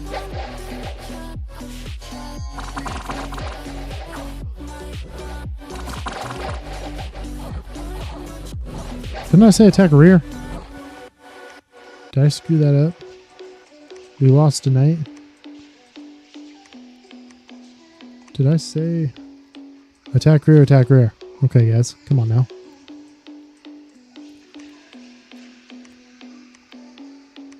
Construct me a temple, please. You continue pushing. Okay, that went well. That whole turn went pretty well, honestly. Enchanted Windmill is an air site. Population growth. Oh, fantastic. That's actually really, really helpful. Okay, cool. This is going to be another fort. So again, this guy is going to construct new palisades while you move south and retake, well, take Trentspor and then push on through Monarch Woods, I think is what the plan will be. And this is soon to be the interior of my nation, hopefully. So I'm going to build a...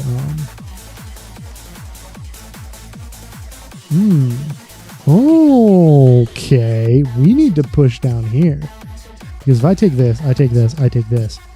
As long as we keep it hot in here, we will cut off access other than right here to basically all of our interior.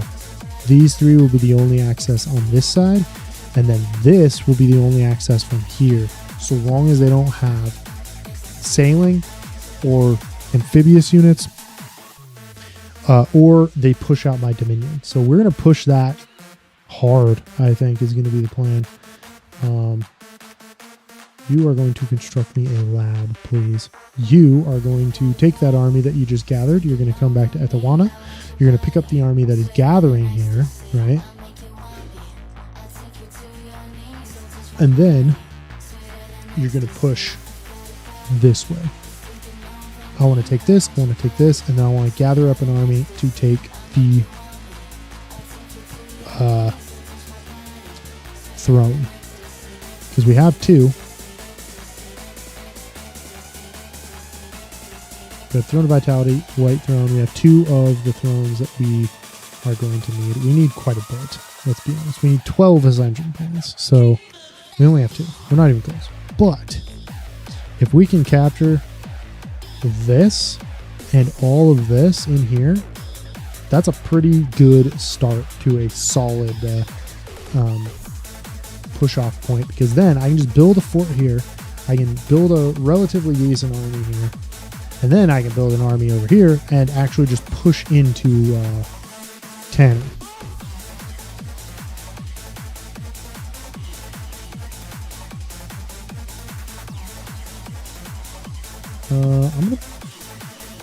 I'm gonna go this way because I want to look and see what we're looking at. Okay, so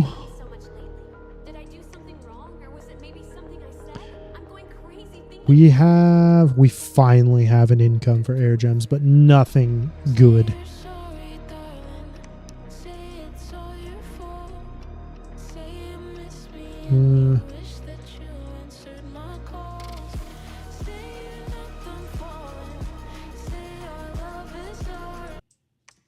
That's just humorous. Who is this? Jado. Maybe I won't even have to fight them, honestly.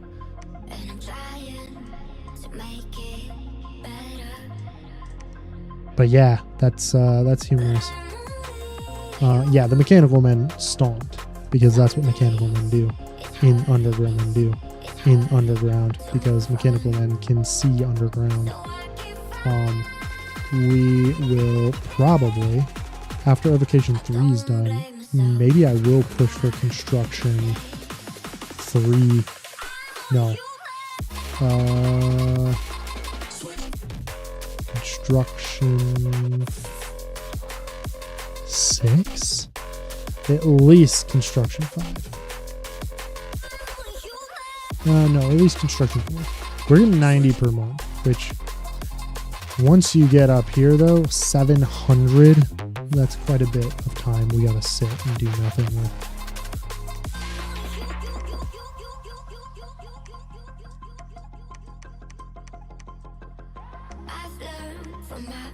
Let's get a second group up on the north to use. Okay, there we go. Now we have a decent enough line.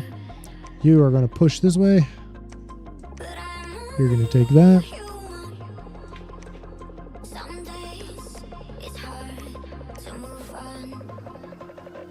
You need to search. We need to push that. You just built a temple, so let's move here.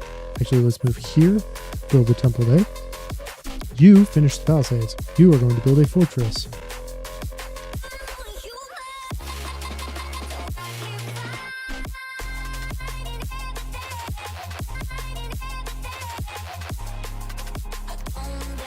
I do not want to build a temple directly on their border other than this one and this one.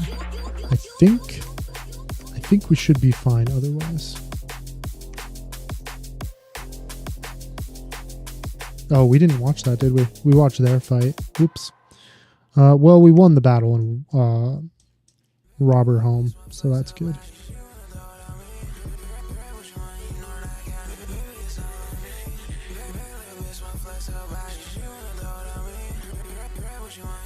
We can venture underground, but I'm not going to yet. I'm going to take this first. And then we're going to build a... This guy's going to build a temple there. And maybe we are going to have this guy attempt to kill us. Maybe we are going to have this guy attempt to kill us.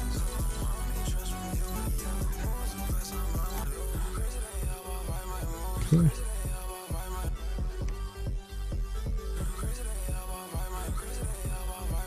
Let's just repeat recruitment on that one. Bummer that he can't get enough, but that's fine. It's fine. It's whatever. Evocation was done, so that's good. We'll check whether or not Toss needs more an updated magic orders. Crippled unit died. That's fine. There was a battle in Newland. This is what is called a bump. So basically, we attacked neutrals, right? We won. Slaughtered. Trounced them pretty easily. No losses or anything like that. But then, in the same turn, another faction attacked this province when it was independence. Fires, and they are going to attack rear. I don't have anything protecting this guy.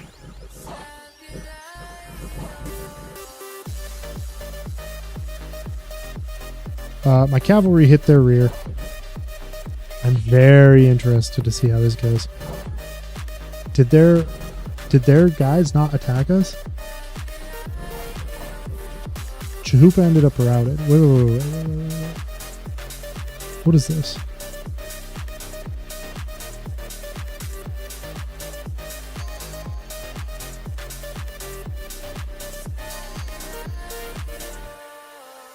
These are wyverns, by the way. They fly. Where do they land? Oh my gosh, they hit the cavalry and got obliterated. They did slow down my cav charge, but I mean slowed it down, not by that much.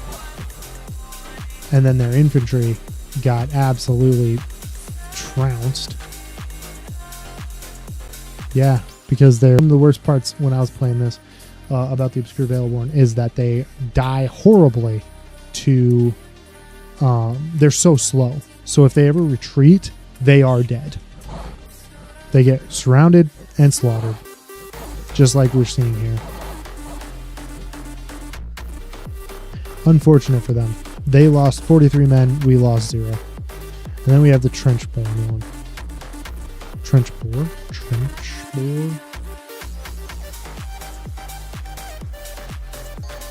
Which should be, again, another really easy fight.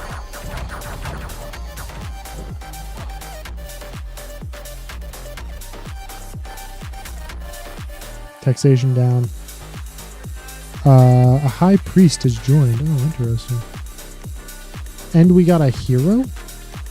Simba? That's fantastic.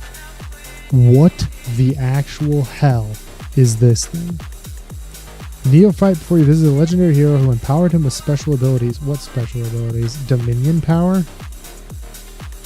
A handful of health? He's got an amphitheater. I don't know how to pronounce that. He's got a bird though. That's a snake. Pretty gangster. He's a pillager. Siege bonus, force survival, stealthy, castle defense bonus. Siege bonus isn't that good. Patrol bonus is okay. Power of faith and the strength of giants. All right, dude. Flail. How's your arm? You can't. That dude. And he has no magic abilities either, so that's a downer.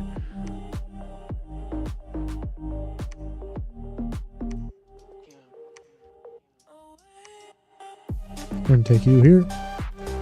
We are going to take you here.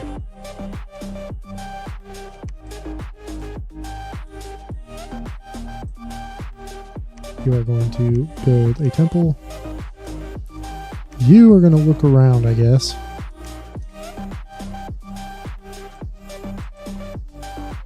Oh, this guy. He's a tier 2.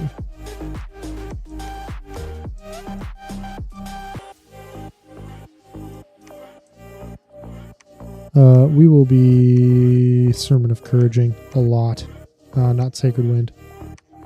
Sermon of Courage. Lots and lots of Sermon of Courage. Sermon of Courage. Lots and lots of Sermon of Courage. because your current army is really, really, really, really bad.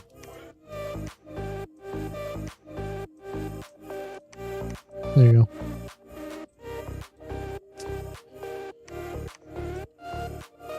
go. Simba, I don't know what the friggity frack I'm going to do with you just yet. But everybody else is going to kind of move in this early type of direction to see what we can see. We'll probably eventually try to kill Spelath just for the simple fact that they pissed me off with the whole Pestilence throne. But we hold this-ish. I'm going to actually just build me a temple. Simba, I don't know what you're doing. I think we just have you bring forces to the front line. You are really not any use to me, like at all. Go here, do that thing, and then that's it for our units. So, oh, apparently my stream's having some connectivity issues, so we're probably going to call it there for now. We've been on for 3.5 hours. We can call it there for right now. Where's my ending screen? There it is. Let's see.